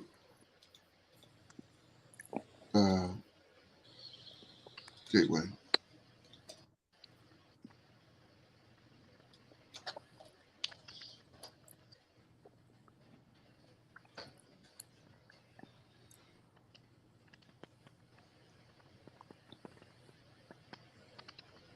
What? There's no Judges 1:36?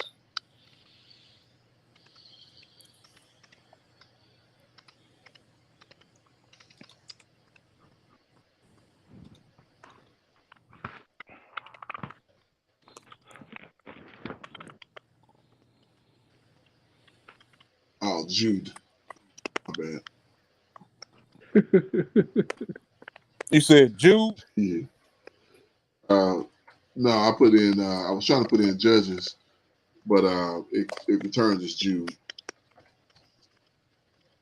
I put the JUD, and that's what it gave me. Oh, okay. So that's interesting because we can let's go to Strong's on that and see what Strong says, and hopefully it don't say what we just read in that other thing. I didn't know that.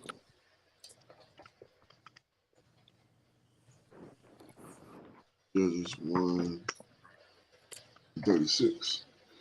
See what Strong says about this this location. And the coast of the Amorites was from going up to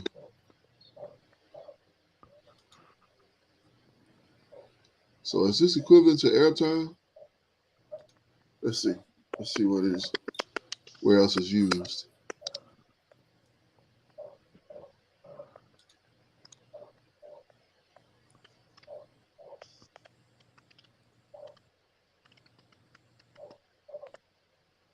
They call it Ma'ale. That don't make any sense.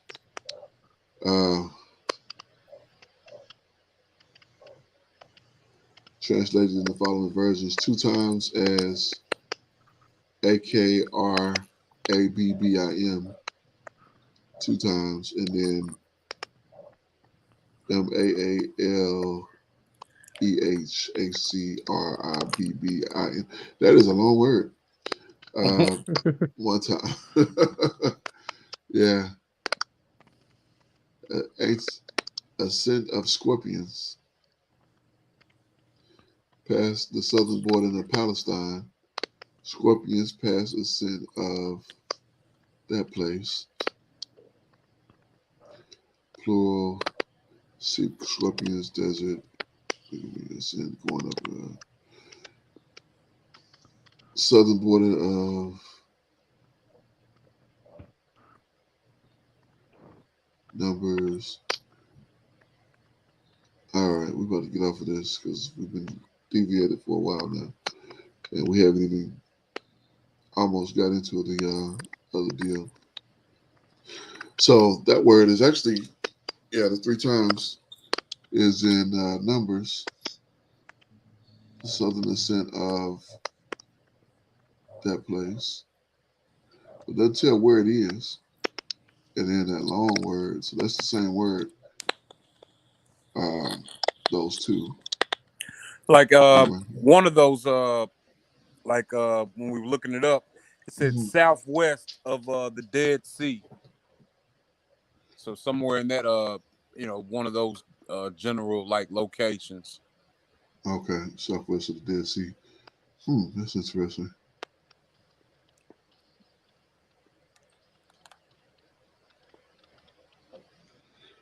Where is the Dead Sea in reference to the Red Sea? The Dead Sea is going to be to the east of the Red Sea, northeast of it.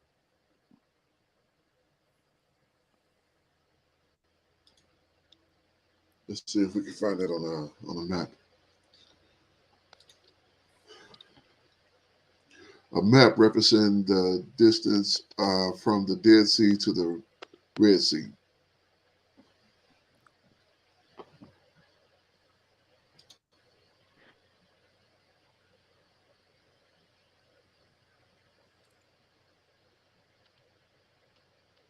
Here's the Red Sea, and there's the Dead Sea. Yeah. Boom, boom, boom. So, yeah, look where we at. Right there. Look where we at. So there's the Dead Sea. That's in Israel. So down south, or looks like it's going south, but it's really depending on how the map is laid out. Because this is where Abraham was. So he said east. So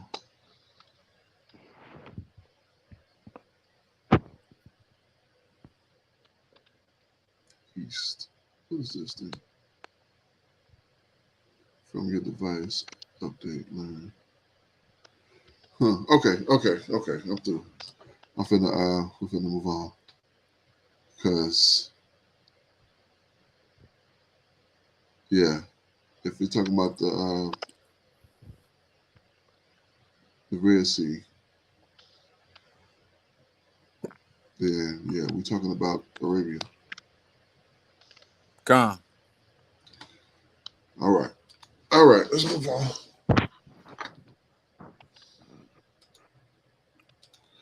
All right, so that's what we found for Gomer. Kind of got us into a rabbit hole. Genesis 10. Caused us to go to the APOC and then to the map, to the just various places. So let me see. Gomer and Magog. We figured Magog to be Turkey. And Madai.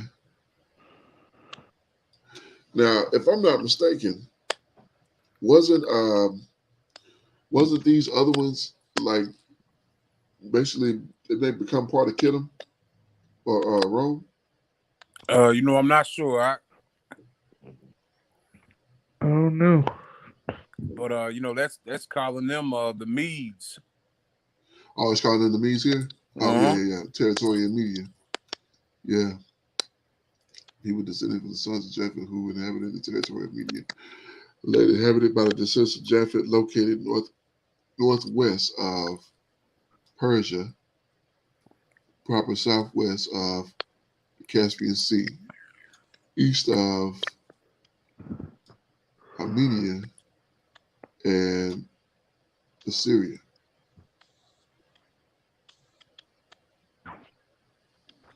The desert of Iran. Who's familiar with Iran? I'm not sure. I ran outside one time. Well, not Iran, R-A-M. That's why I was like, who's familiar with Iran? Because I if I'm not mistaken, this is like my first time hearing that term. Can I get out of this, please? It's like, no, you're stuck here. All right, let's see what this Iran is about.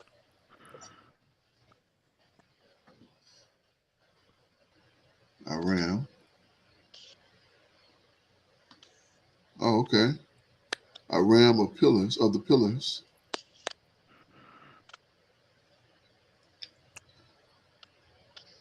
Which were y'all seeing this, right? Come. Yeah. Pillars of City of Pillars considered region. Oh, you know what? I haven't even checked for Dan. Okay, no, he's not here. Like, I'm sure he would have hit you if he'd have been waiting. Right. Okay. Back to Iran here. Look at this.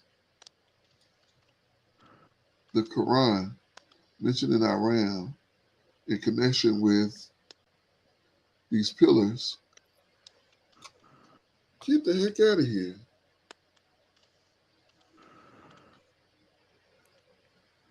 Yeah, that's Arabic right there. Mm-hmm. That's Arabic writing. Lost city of Iran. People of AAD, the city of Ubar.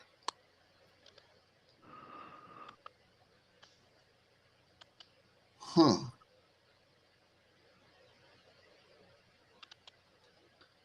Look at this.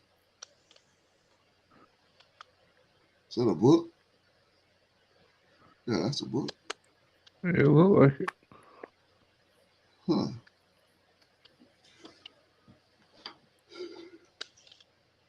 I love Iran. Uh-oh.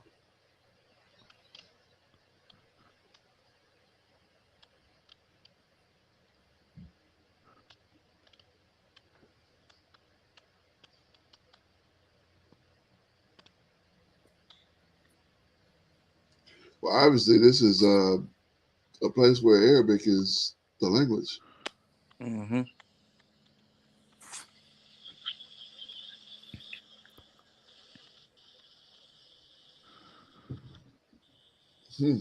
Interesting. Interesting. Okay.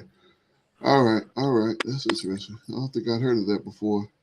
And like As you might what's I don't know. I guess what's standing out to me, I never knew that Japheth was, inhabited these lands. I always thought that these were Shemitic people that were in those lands for the most part, man. I thought, when I think of Japheth, I always think of the islands or the northern regions of different places, man. Yeah. Yeah. That's what they have been telling us. But when you get into it, that's why I said this is so important to do, to get in here and see, and what changes were made. You know this is like the rawest data Mm-hmm. um, at this point. This is the beginning of mankind, not of mankind, but after the flood. Right. So yeah, as hostile.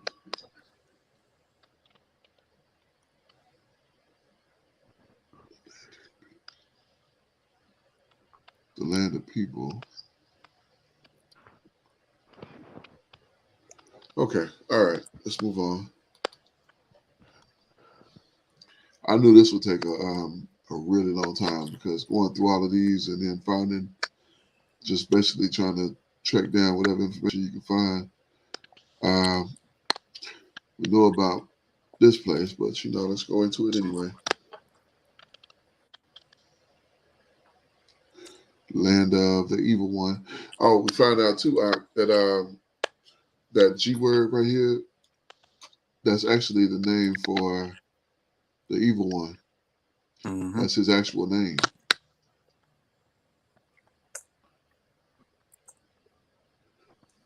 Matter of fact, Said week before last, not last week, but the week before last, Quab actually brought that out in his lesson when he was doing the anti-Messiah. That's his name right here. The one we've been calling Satan. Satan is the title. I thought Satan was his name, but that's his name. Satan or Hasatan means the adversary. Kind. But now this is that's him. Matter of fact, if you click on him, which we can't get it right here, we'll get to it here. So the mountains between Cappadocia and Median inhabits the descents of that place, son of grandson of Noah, son of Japheth, grandson of Noah.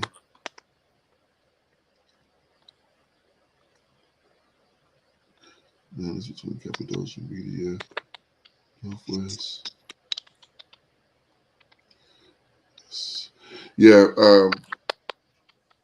as we get, let me see. You'll see here. We get into this. There we go. There it is. The son of, who would name they shall that? Right. I wouldn't do that. I don't even want to say it.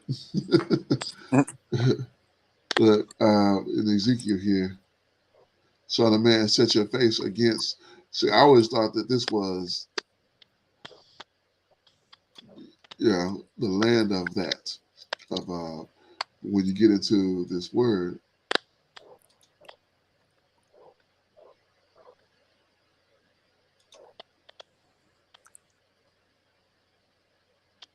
or to the definition, I should say, dictionary.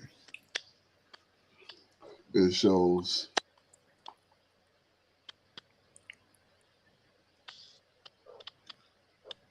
man, it's not showing it. Where results, lexicon 9. It says prince of the land of Magon, the ruler of the land of Magon. Mm-hmm. That's what it says. So I don't know why it's not giving me that.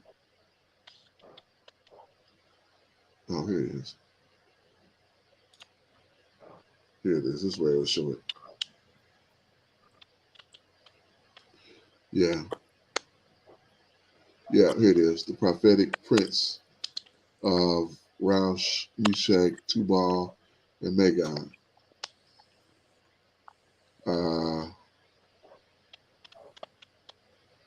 Yeah. Name of an Israelite. Why would you do that? I don't But you understand know, that. it's I've heard elders before saying that people are going to be deceived because they feel like our view of the anti-Mashiach is somebody that's white, but like I've heard a lot of them say that it's going to be a brother. Yeah. Yeah. Well, he coming from Turkey, so I think he's going to look like basically like an Arab, like a modern Arab. And they were saying that he stops his own heritage or discontinues from his own heritage, and that they were just putting the puzzle together. Yeah. And this is a while back, like when I was listening to that discussion. That's interesting. Prince of the land, Rush, and let me check for. No, I came back. I don't know who yet. Otherwise, yeah, I'm just looking through this. What else it said here? But I thought that was interesting that it said him as the prince. I brought that out week before last, and then this week, Deacon Sakari brought out the same information, basically going into this and declaring him as a person and not a place. We were under the impression that it was a place. I was under the impression that it was a place before I brought that out, but it's actually a person, which is wow. So, I got so turned around. Where was we at? We were Genesis 10, and I think we're ready for. Well, we're still Madai. in looking at those tribes. So yeah. So I think we're at Madai now, right? Khan. Okay. Let's get into Madai here. Am I saying his name right? Madai. Madai, yeah. That's what he said, Madai. And we looked at that a second ago because remember we saw that was the. Oh, was that the one we just looked at? Yeah, well, I think we went backwards because we were at Madai. Okay, so really we had Javon. Yeah. Okay, Javon. Let's get to Javon then. Come. All right, that's why I made y'all to keep me on track because I get way out. Y'all won. Yawan, yeah, Yawan. Yes, indeed. Yes, indeed.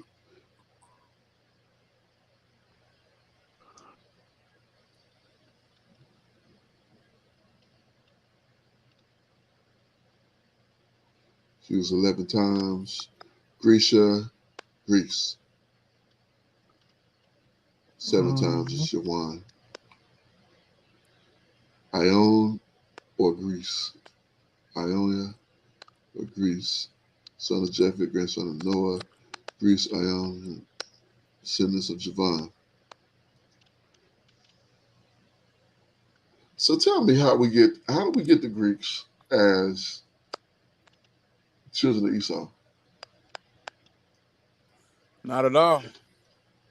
I mean, we could say that Esau, mixed his seed like with Kittim and with some of the Greeks, man. But we don't even see that as the MO in here. Right. Of Esau. We do see that as the MO of Japheth, of his people, mixing with the same thing that happened to us. Some of us, I should say. Let's see.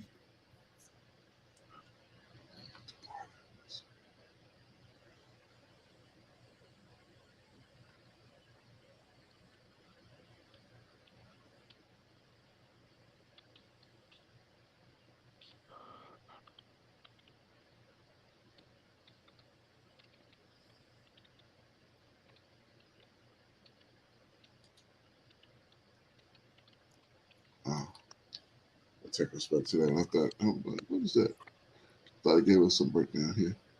So they departed.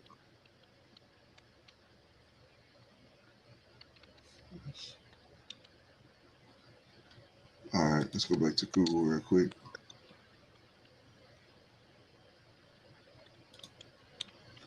Now, Judas had heard of the Romans, KJV.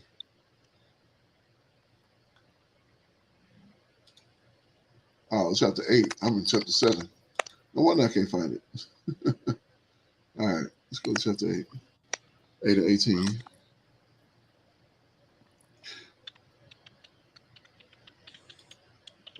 8 and 1. 8 and 1. All right. You can tell it's been a while since I've been in the A part. I need to get back into it. It says, now Judas had heard of the Romans. Now, if this is Esau, how would Judas have only heard of them when he was just fighting them in chapter 5? Good point. Not only was he fighting them, he had subdued them. Right. In chapter 5. Let's go back. Chapter 5 and chapter 3, verse 3. It says, and Judas fought against the children of Esau in Idumea at Ediptime, because they besieged Gilead, and he gave them a great overthrow and abated their courage and took their spoils. And he also remembered the inquiry of the children of Bean. Who in the world is Bean? The children of Bean. What in the world is that? Who had been a snare and an offense unto the people, that they laid in wait. Laid in wait in Hebrew is Arab. For them in the ways. And that sounds like the Amorites. Sound like the Amorites? Children of Bean? Well, but Esau laid in wait as well, I believe. Yeah, that word in the Hebrew is Arab. We can't get it here because this is the APOC. But anytime you see that laid in wait, it's ERAB. He shut in the towers. So I believe, you see they took their spoils. And took their spoils. And so he done whooped them. And I want to say he put them in subjection. If we read further down, he put them in like they had to pay tribute. So they was not the bad boys of the Middle East. Right. or of that area, I should say. I shouldn't say Middle East. But they were not the bad boys of that area. They was getting their butts kicked. They didn't become the bad boys until the Turks, until they got with the Turks and they were able to push back the Romans. Mm-hmm. So we get to chapter 8 and verse 1. It says, now Judas had heard, like a people he had never seen, he heard of the Romans, that they were mighty. Now he knew the Greeks, because the Greeks had them in subjection. That's what this is, the Greek captivity. So he knew the Greeks, but he hadn't come across these people. He had heard about them, that they were mighty and valiant men, which would lovingly accept all that would join themselves unto them and make league of enmity with all that came unto them, and that they were men of great value, and was told him also that of their wars and noble acts which they had done among the Galatians,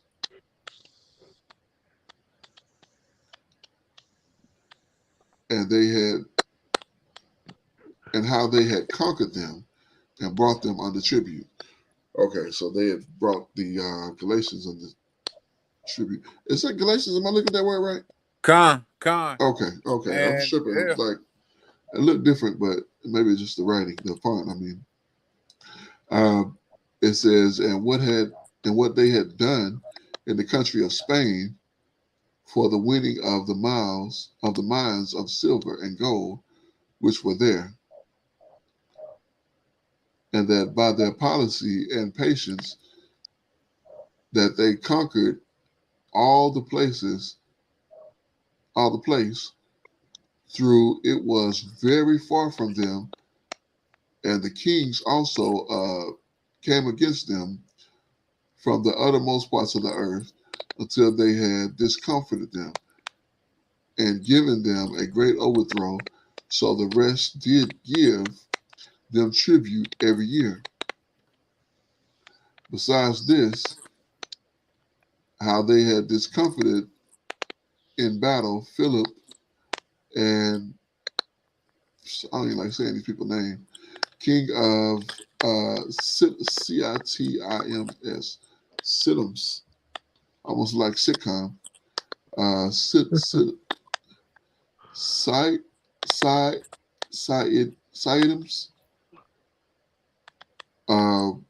with others, and lifted up themselves against them and had overthrown them or overcome them. He also Antiochus, king of Asia. Wow, Asia had a king, and it became most battle and 100. Yeah, I remember this part of it when they came into this and got their butts kicked.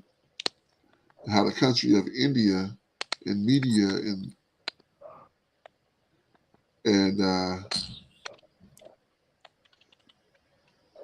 okay, cool. Moreover, how the Grecians, I see that the Grecians had determined to come and destroy them. The Grecians wanted to destroy the Romans? Yeah, indeed. Well, you know that the Romans pretty much took over all of the Greek territories, and displaced the Greeks. As well, we know that happened. Daniel as well, prophecy of Daniel as well. You know, the immediate empire after the Greeks was the Romans. So, right. Well, I thought that they combined the Greco-Roman Empire. So maybe that came by conquering the Greeks. Mm-hmm. Yeah, Rome came like the primary, but like you're right, they did combine, but Rome conquered Greece. They were the rulers. Okay. Yeah, I remember reading some of that in school, more than I care to. Yeah. But check this out. Now we know that Esau had kings and rulers and whatnot. But verse 14, this is still talking about the Greeks. I'm talking about the Romans.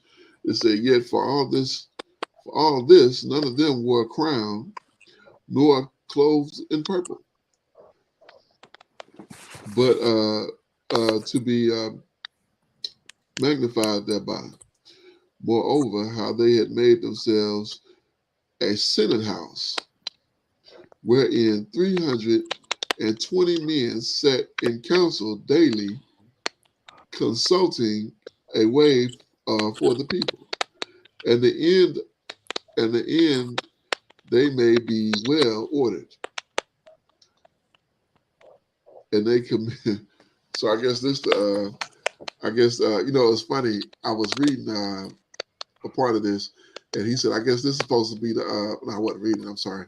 I was watching a video, and they was reading this, and it was one of the camps, and he read some of this, and he said, I guess this is supposed to be the Arabs. Right. I just cracked up, man. Like, it's amazing how they deflect so well. Like, I guess this is supposed to be the Arabs. They didn't say nothing about Arabs in here. This is talking about the Romans. But to throw you off of it, you say, oh, this is supposed to be the Arabs. No, it's not supposed to be the Arabs. You don't say this Esau, this is the Romans. Come on, man. Anyway, let's get back. Because we're way out. How long we been going here? About an hour and a half? Well, 2 hours. 2 hours and 11 minutes. 2:11. Okay, so we're gonna have to pick this up because we still on verse 2.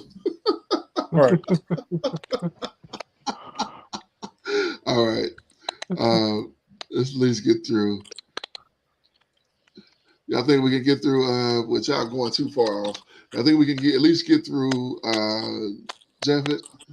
Yeah, let's get through Japhet, and then we'll pick up with the other brothers next week. Next week. Con. Yeah, I will. Okay. Yeah, I will. Yes, indeed. All right. So we just did Javon, and let's go to Wall. Yeah. So pull me if I'm going too far because I get to looking. Well, see, I don't want to do that because we might find something, a jewel or something like. Aha! I know, right? That's really what we're looking for. We mining for gold, for precious stones. Find this information out here. Shall be brought. You shall be brought. Son of Japhet, region of Asia Minor, and this is always saying Asia Minor. All of these places are Asia Minor. Ain't that so? Yeah. Well, they consider like that whole region, like for the most part, they will, the Europeans will call that Asia Minor, when in fact it's Africa. Well,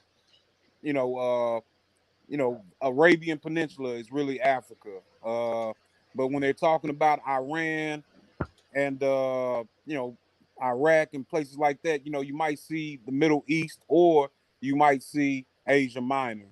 Map of Asia Minor. Mm-hmm. Map of Asia Minor. Hold on. Map of Asia Minor.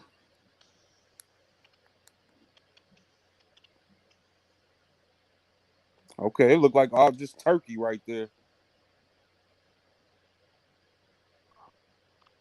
Let's see, wait on that one to load. There we go. Yeah, so they got Cappadocia there. Mediterranean, Cyprus. Here's Cyprus. Tiny little place. Lydia. Yeah, we've seen all of these. Let's see this one here. This might be a better depiction. See if I can make this thing bigger.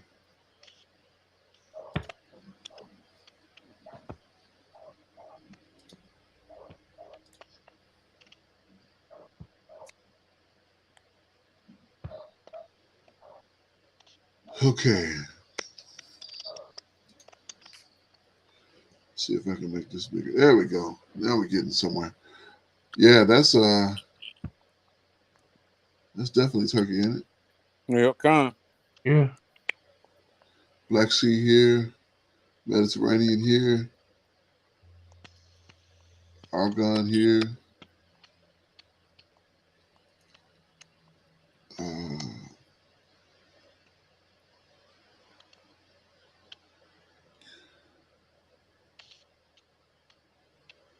H-A-T-T-I. Huh.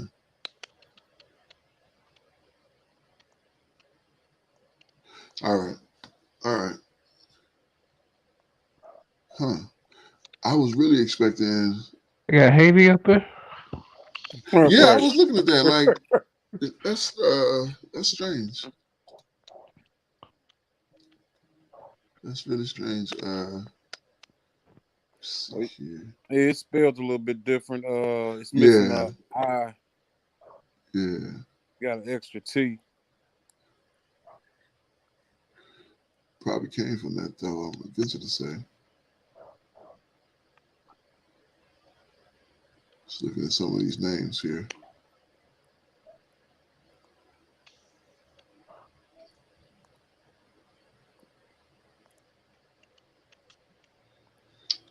I was really expecting I was really expecting to be further north. Not necessarily Asia Minor, perhaps near Cappadocia. Yeah, I wasn't expecting them to be Cappadocia. I was expecting them to be further north.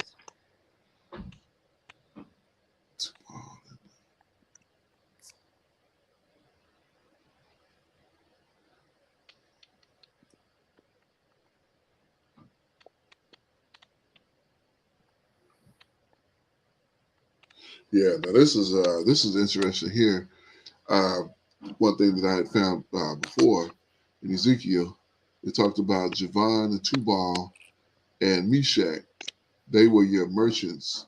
They traded the persons of men and vessels of brass in our market. So they were directly involved in the slave trade. Them three, and those the same three that we see here in Genesis 10.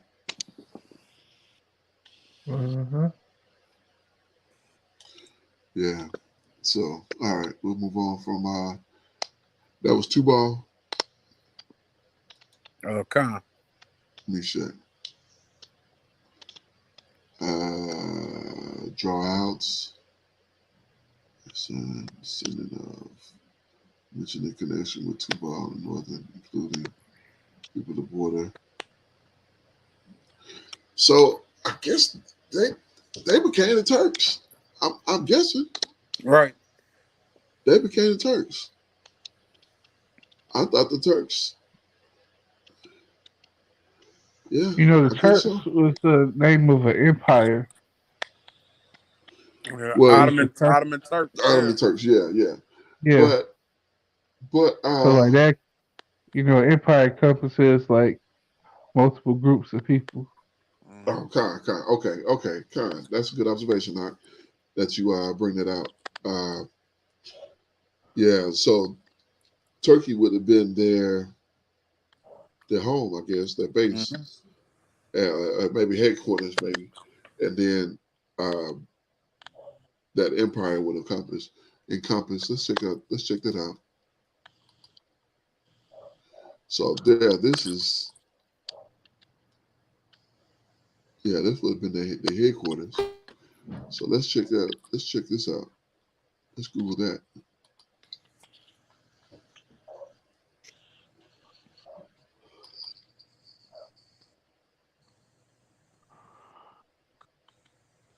Sea peoples.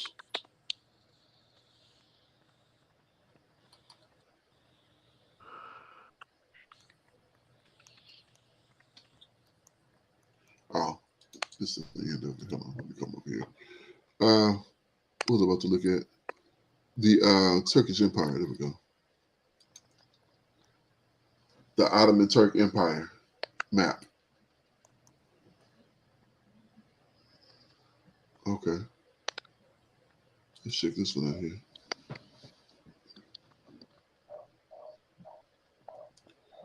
Wow. You got Italy in here. So is the yellow showing what? All about Turkey. That's funny. Look, they had a part of each. Yeah, because they took over everything that Rome had. They defeated Rome. The only ones to do it. They took over a lot. Yeah. Because the Romans had everything, and then they beat them. Yeah, that Eastern Roman Empire.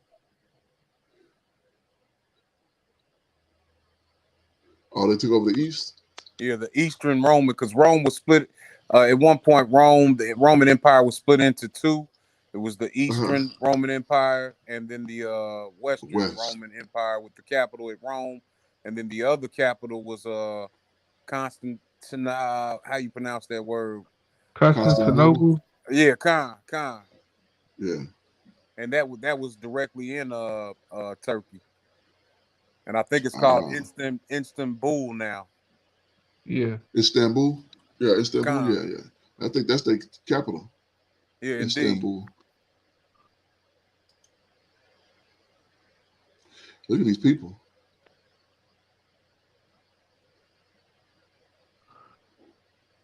You know, the Ottomans, that's where like Genghis Khan and See, I thought Genghis Khan was Asian. Well, that's the thing. He was, because like you said earlier, that's their homeland was Turkey, but they're Turkish people, right? That went east into the steppes of Asia. I thought Genghis was from like China.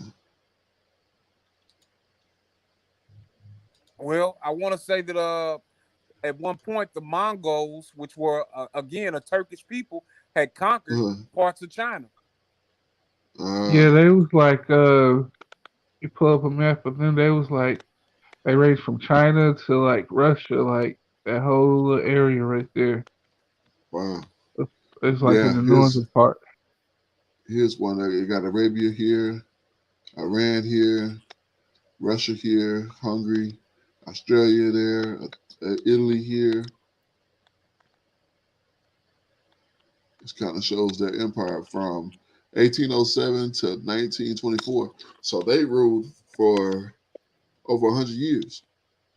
I think the Mongolians predate the Ottoman Empire.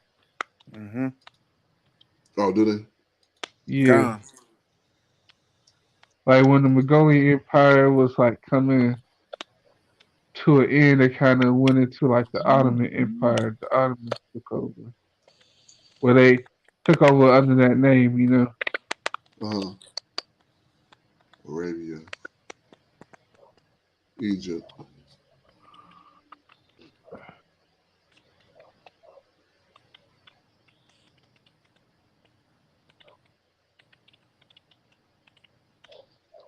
Okay. There's Spain.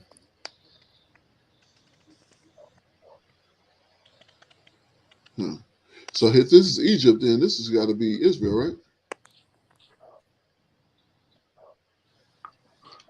Am I looking at that right? Right. Yep. Okay.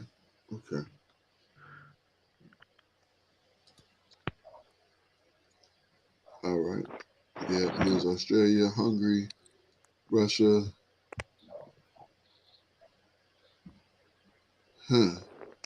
That's Turkey.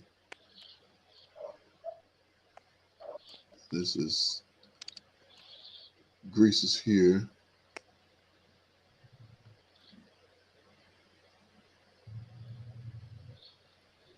This was where Israel would be. Interesting. This is an interesting site here. I don't even know how I found this. Just looking for a map, and it brought me to all of this.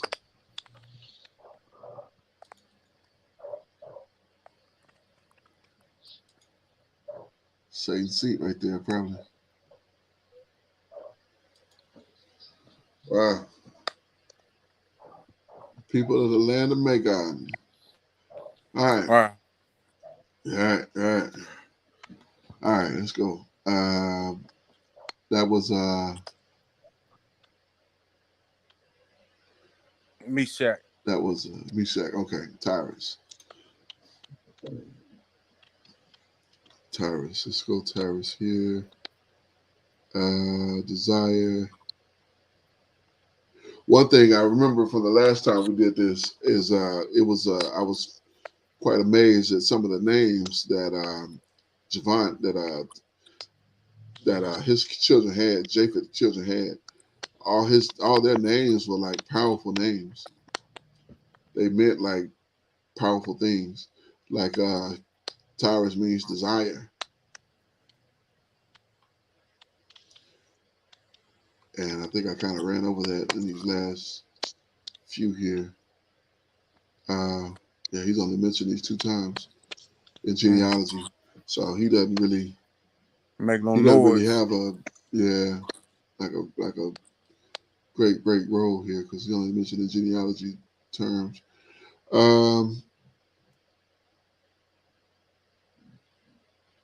Probably a foreign declaration. Yeah, okay, we can move past him then. So, verse 3, the sons of Gomer, Ashkenaz, and Rifhath,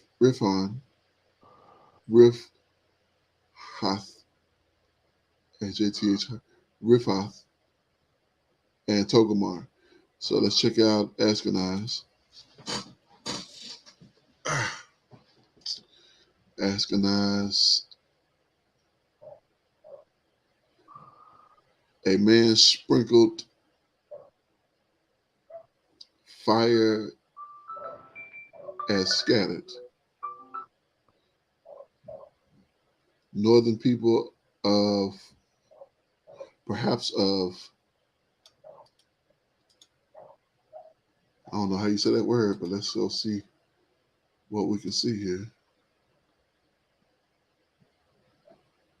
I'll save that. I'm gonna go back to that. That was pretty interesting. But let's see what we can see about this place.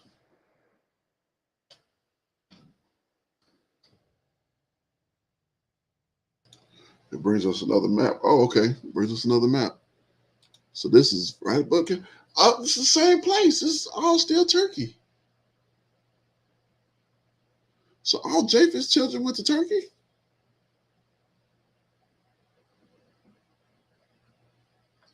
Is that what I'm seeing here? Are y'all seeing that? Oh, we lost Kenai. Oh, got you out. My bad. Con. Yeah, I'd only been waiting about a second, not too long. Okay, Con. I didn't realize you was gone though. Yep. I'll just click on that place that was right here. This word right here. Ben. I don't know how to pronounce that. Bithyania. Mm-hmm. Bithyna. Whatever. But it brings us right here to an upper part. This is what? Northwest Turkey. Cappadocia right here. Yeah, and I want to say, was that one of the 7 churches? Where one of the 7 churches was at? In Cappadocia? Yeah, or that the other word, the B. I don't think so. I don't remember that one. All right. I don't remember that one. But yeah, man, like mistaken. these sons, for the most part, it looks like they all set up in Turkey, man. And, what we call Turkey today. Yeah, that's crazy. I remember looking at it before. This is Ashkenaz. I could have sworn Ashkenaz was Germany. That's what I thought. Yeah. Unless they've been tampering with stuff, because when we looked at this before, it seemed like it was Turkey. Remember Yalia? Con. It seemed like everything now is pointing to Turkey, where before it was like showing us, I want to say north. That's why I was expecting it to be north, further north, I should say. This is sticking all of these people in one single place. Yeah, we haven't seen anything as to Europe at all. Everything has been Turkey.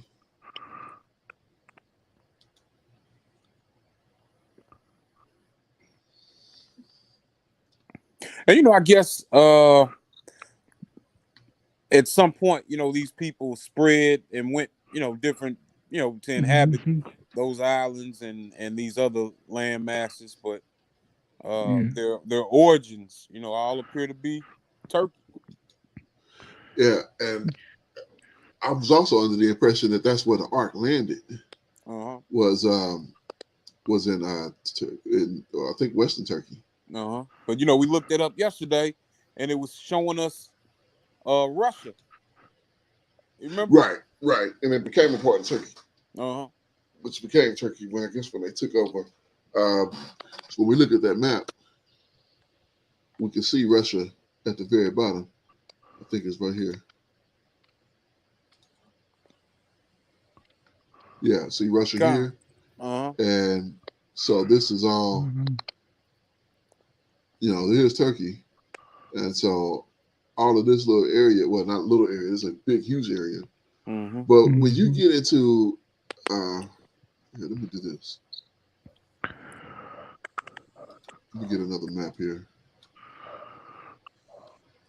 Let's get a map of Europe.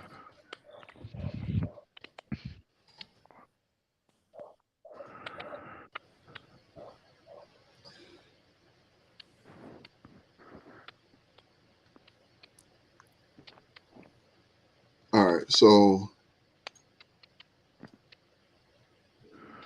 so this is what I was expecting from. You got all of this land here: Finland, Uh-huh. Sweden, Norway. Of course, Russia is big right here. So this is like the bottom of what we're looking at on the other map. Here's Turgamos, that's Turkey. Um, and then, of course, China is over here. China, you got Korea, Japan over there. Yeah, Mongolia between Russia and China.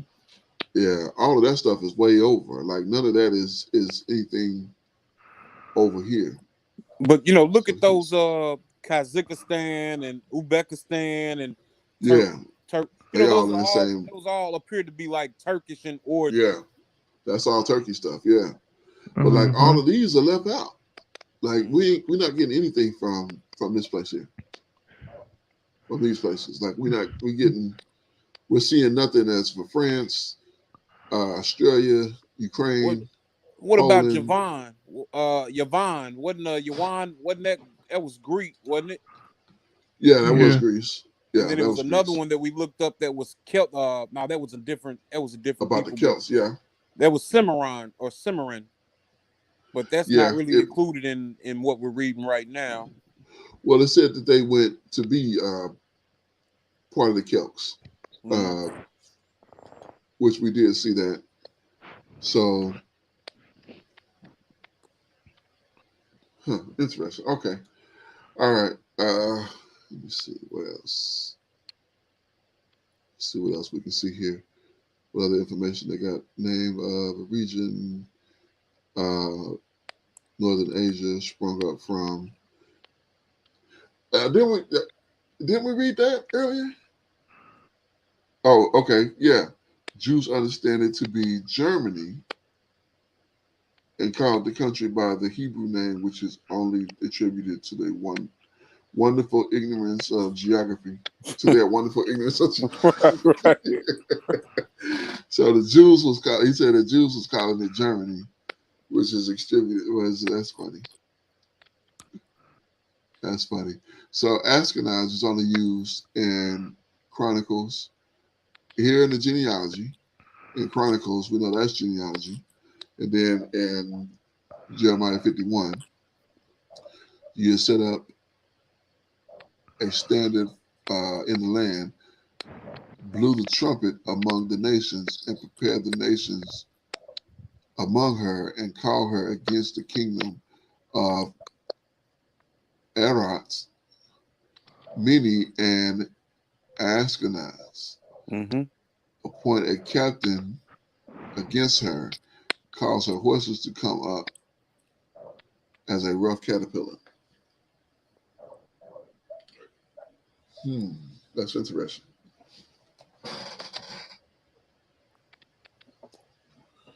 That is interesting.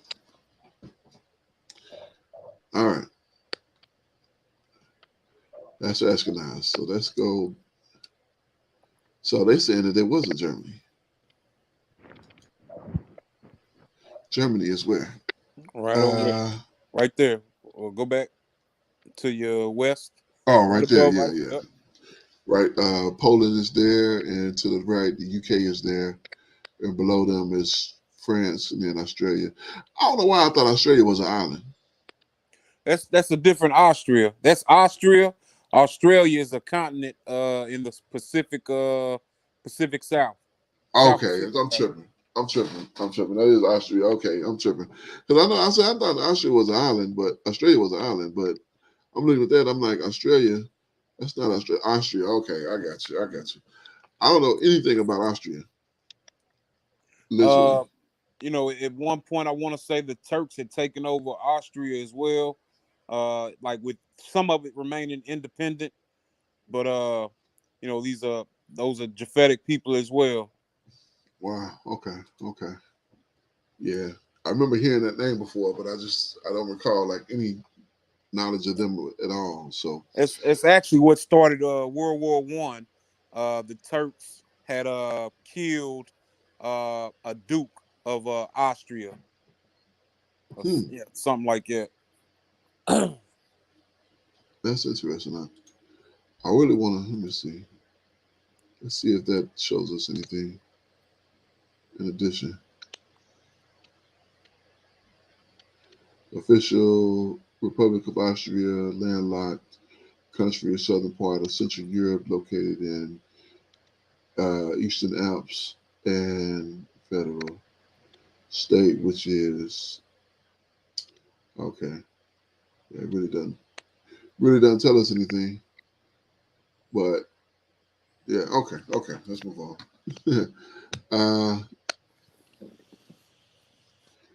So that was. It was Ashkenazi, so we're ready for Rafa, I believe. Rapath. Rapath. Oh yeah, yeah. Ripath.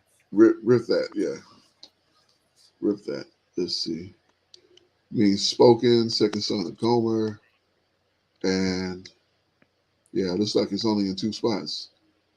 In here in the genealogy and in the chronicles. So it really doesn't. Let me see. A nation in the region sprung from Gomer. Yeah, it don't really give us anything. We'll read probably. Yeah, in the region, grandson. Yeah. Diapath of foreign origin. Yeah, they give us nothing on this person. But he's probably in Turkey somewhere. Right. That's been the ongoing theme. That's why they got the Thanksgiving turkey. Yeah. Oh, let's thank our ancestors in Turkey. We're gonna use this bird called turkey, and that's funny. All right, Togomar. Let's see what Togomar is about. My muscles are really tight today. That mean you did something. Yeah. That would break her. Yeah. I'm feeling it too. I mean, just that little bit I did. I didn't kill it. I just did a little bit. But man, I'm feeling it today. Togomar. I will break her. Son of a territory settled by descendants of Togomar. But it would help if you gave us a territory. Armenia, Turkey. Mm-hmm. So they putting all the children of Japhet in Turkey. Literally. These are grandsons. These are children of Gomer. And they're all in Turkey. I believe what we're gonna see, like with the sons of Javon, we'll see that they kind of branched out to the west. Okay. I mean, we got to, man, because they running out of room. They running out of room in Turkey. Turkey, you can't, like, it's like, yeah. Okay, so we know that Javon was Greece. So let's see what else anybody pronounce that? Elisha. There you go. Alicia. There we go. That's good. It's better than what I had. Man, I am freezing. Hold on 1 second. Oh. Turn this up. Whew. Oh. Slicker. Yeah, my feet are frozen. I'll turn this heat up some. Yeah. All right. So Alicia.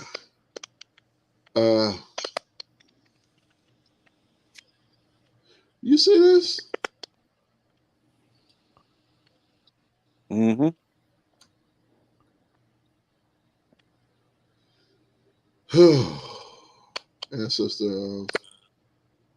Perhaps ancestor of, let's see who this is.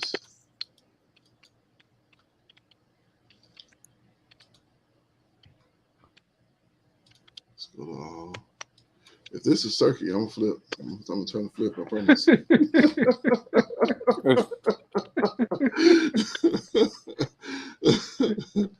It would make sense for Gomer's children to all be in Turkey because they would all be his children. So that would make sense. Now that you kind of laid it out that way.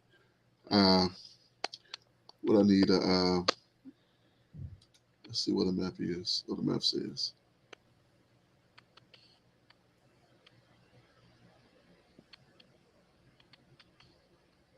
Performance Center. What? That's not what I was looking for. Okay, that's not what I was looking for. Yeah, Greek, one of the major tribes which Greeks divided themselves. Okay.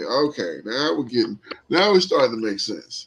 So, okay. So Gomer's children went to Turkey. So Gomer is the Turkish people. So this is Javon's children, and so they're going to be affiliated with Greece. And Western Europe. Greek, Okay. Greek was pretty much the foundation of the Western Europeans. They got that democracy and all that from the Greeks. I was under the impression that the Romans came from Javon as well. Indeed. Okay, that's what I was. Okay, and that's Kittim. Kittim, Khan. Yeah. So let's go back here. Javon, son of Elias. Okay.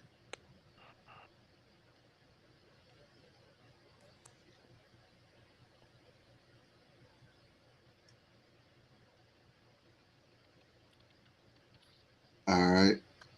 Region situated in the Mediterranean, Purple and Tyree. Understood, Kemp and okay. Khan.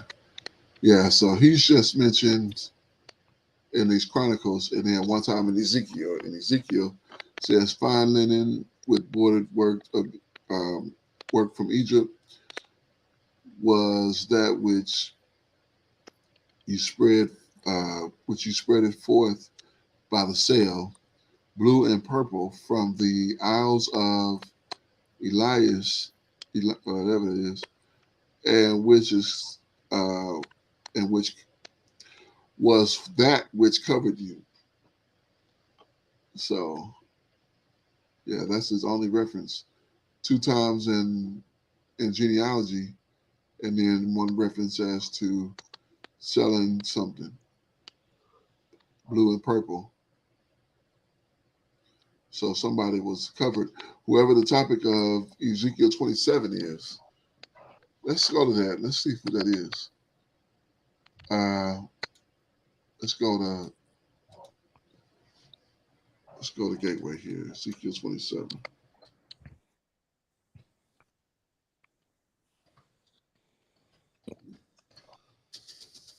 All right, now we get into some nitty gritty here.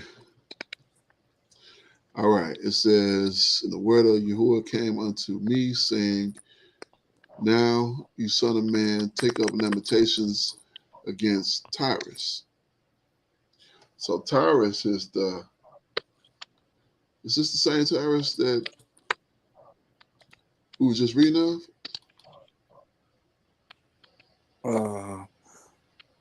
That was a son of Gomer, right? Khan. Tyrus. Yeah, right there, that last one. I'm not sure if that's the same cat though. I don't look like it is. Because let me go back here.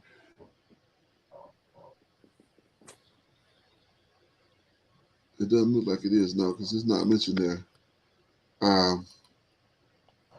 So the question becomes, who is this Tyrus?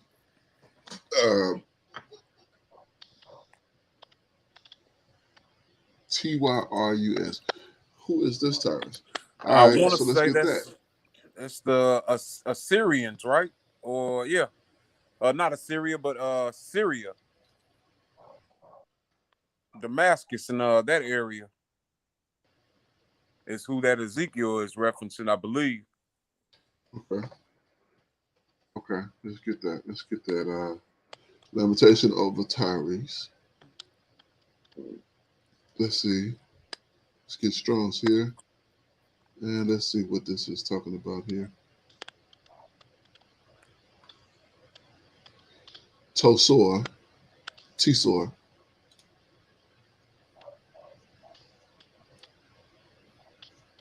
Sor. So the T is silent. Okay. All right. Tyrus. Tyre or Tyrus. Tyrus. Russ. A rock. Phoenician city. On the Mediterranean coast. A place in Palestine. Mm-hmm. Oh, Tyree. So that's Tyree. Like so those I think Jeffers. Not Jeffers. Those are Ham's children. Right, Tyree. right. Yeah, indeed. Okay. Okay. Let me see. Let's see where all he was used.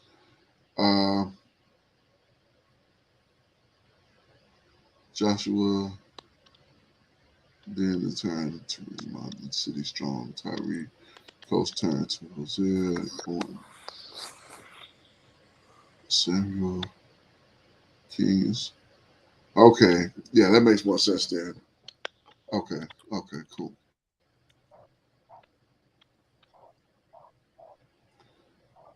All right. Let's go back. So that's Tyree. Okay. All right.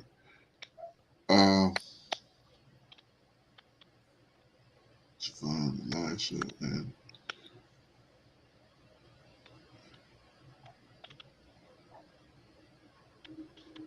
we at Tarshish now? Yeah. No, Kittim. Kittim, Khan. All right. So Kittim, we're pretty sure that's gonna be wrong, right? Indeed, that's what I'm thinking. Partial unused name noted. Okay. Chittim 6 times. Kittim 2 times. Kittim or Chittim. Bruiser. They said they all had powerful names. Mm-hmm. General term island in the Mediterranean Sea, descendant of Japhan, son of Japheth, grandson of Noah. Kittim, partial use name of denotes Cyprus only in the plural. A Kittim is the island's generation. Greeks or Romans, short opposite of Palestine, Chittim, Kittim.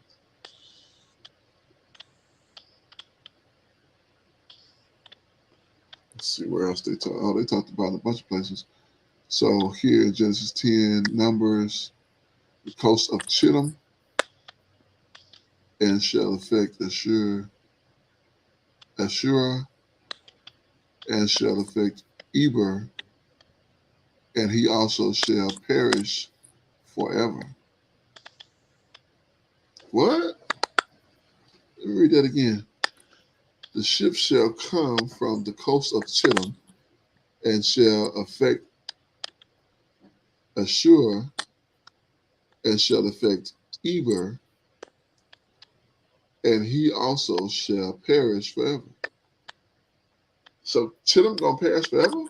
The Romans gonna be done with? It makes the sense, numbers? man. That's interesting.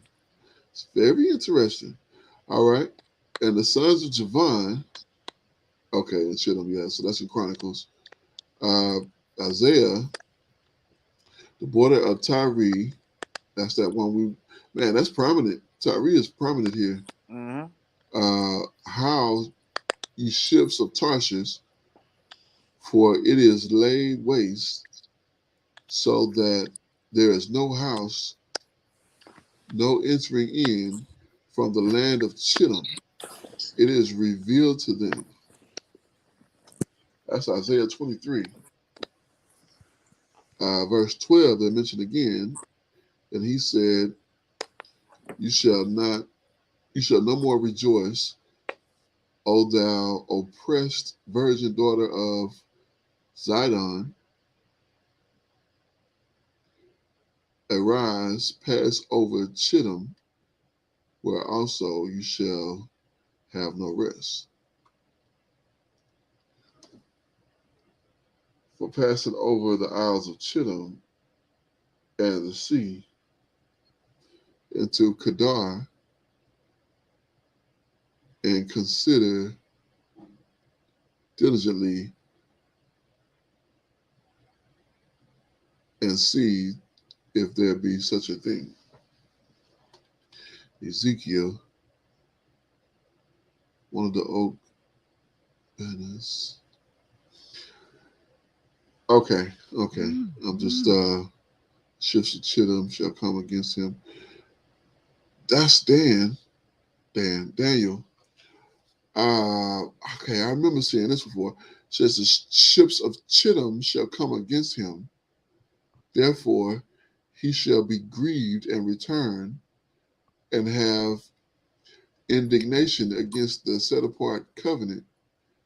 So shall he do. He shall even return and have intelligence with them that forsake the set apart covenant.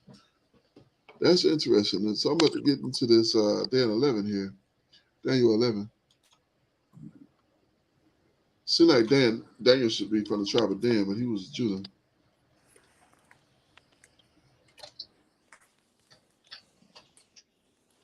Put Daniel 11 real quick. That was about what, 27, 30? All right. Also the first year.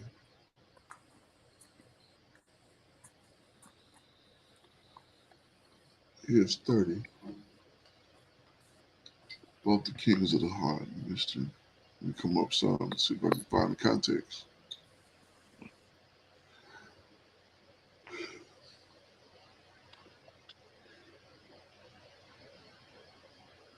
Probably had to read the whole chapter. It says face the strength of the whole kingdom. Okay, we'll do that on our own time. I'm just I'll come back to that on let me set this aside so I can notate it here. So we got I'm trying to wrap this on up for this evening.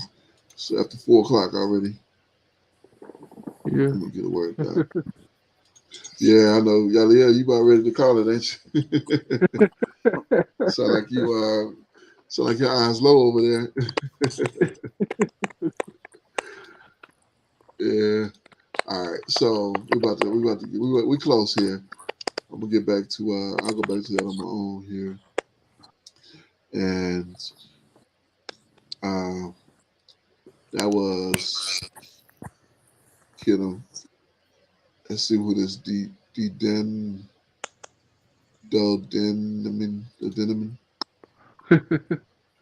I See don't who that know. is. Leaders. Look at this. Leaders. Like I said, all their names was really powerful. Like, that's crazy. How you name your children leaders? Well, think about what Noah had to say about Japhet. He was pretty much saying that Japhet was going to be enlarged. So, if Con, you heard your father say that about you, you're gonna give your children like powerful names, thinking that they're gonna do something special. con. Yeah, that's a good observation. That's a good observation, definitely. Yeah, but I'm almost, without not quite, but I'm almost jaded by seeing that. When you read all of these names, then they all are like, none of them are like lightweight. Like Con. we saw Canaan meant, uh, what was it? Ashamed,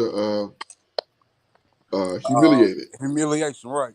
Yeah, humiliation. Yeah, like not for Canaan. I mean, I don't feel that for him, but I'm interested in seeing what the sons of Shem, what those mean. I don't recall anything off the top, but these are all the same, all of them. Not the same, but they all follow that same pretext. Mm-hmm. Um, so let's see. I'm looking for a place, and here it is. Read here. So what is that? Sam Das that Betty. What is this? Let's see what this is.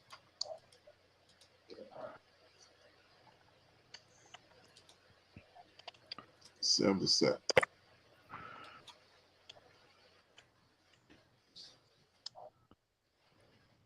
Sam Dasset, Los Angeles. That's funny. Let's see. Let's look at. It doesn't even give me an option for a map. So I don't know. Okay. Okay. Let's go back. I was looking for a place. Uh. Okay. Okay. Let's move on. Let me see. Japan Greeks. We cannot be avoided. Japan. City of. Said they was doing with the something. Say it again. Keep going down. Oh, down. Sam the some big number in Greek, where in Hebrew text is pro in of Greek nation sprung from Javon and joined with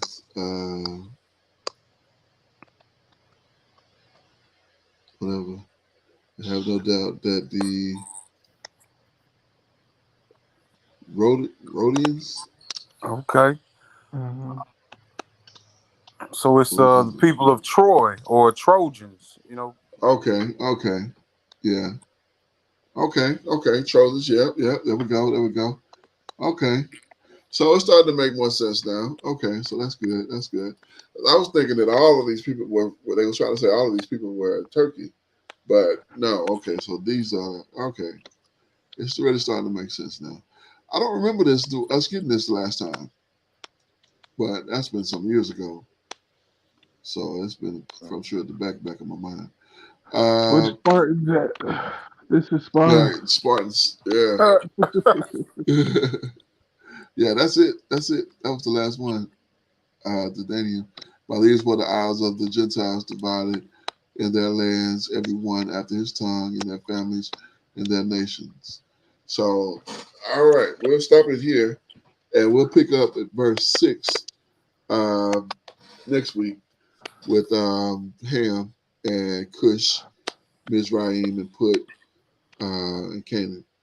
So that'll be interesting, knowing what we understand about Canaan now, and so that'll be very interesting. So that was good stuff. Anybody got anything else to add? Nah, man. Just very enlightening. I don't know if I've ever really taken the time to break that chapter down like that before. Man, that was something that was some deep stuff there. That was some really deep, getting into some really thick meat, cutting Mhm. through it and trying to chew it up, going into, trying to find these lands and really getting into that, man. That was some good stuff, really good stuff. So Indeed. all praises to the Most High, for my Akeem, man, for y'all joining with me and it helping me in this journey, for helping us, edify one another through the Word and really getting into it. All praise to the Most High, most definitely. Uh, by Hashem, Yahushua Hamashiach. Man, it was a good study. This was a good study. We only got through 6 verses. Uh, We finished it. But it was so much meat though. I mean, none of it was like for naught. It was all like good stuff. So all praises for that. Got anything else to add, Yalia? No, it's a good build. I hate I missed the last couple, but it's always it's always edifying when you can study with fellow Akeem. So I appreciate the invite. Hallelujah. Praise Yah. Praise Yah. yeah. Most definitely. Glad to have you, Akeem, man, and glad to be able to get into this book with you, Akeem. And y'all have a Barak rest of the Sabbath. And I'm going to end this by saying all praise, honor, and great esteem to the Most High Power, Yahuwah, Bahashem, Yahushua HaMashiach. And once again to the 12 tribes of Israel. I'm going to say this every time if you hadn't noticed. I say shalom wa baruchim, peace and blessings to all of you scattered to the 4 quarters of the earth. And I look forward to the day that the Most High brings us together once again to be 12 tribes, one family, one nation under one covenant yet again. Shalom, Mishpachah. Hey, Shabbat Shalom, Yisrael. Shabbat Shabbat shalom, shalom. Shabbat shalom, Hakeem, and everybody else.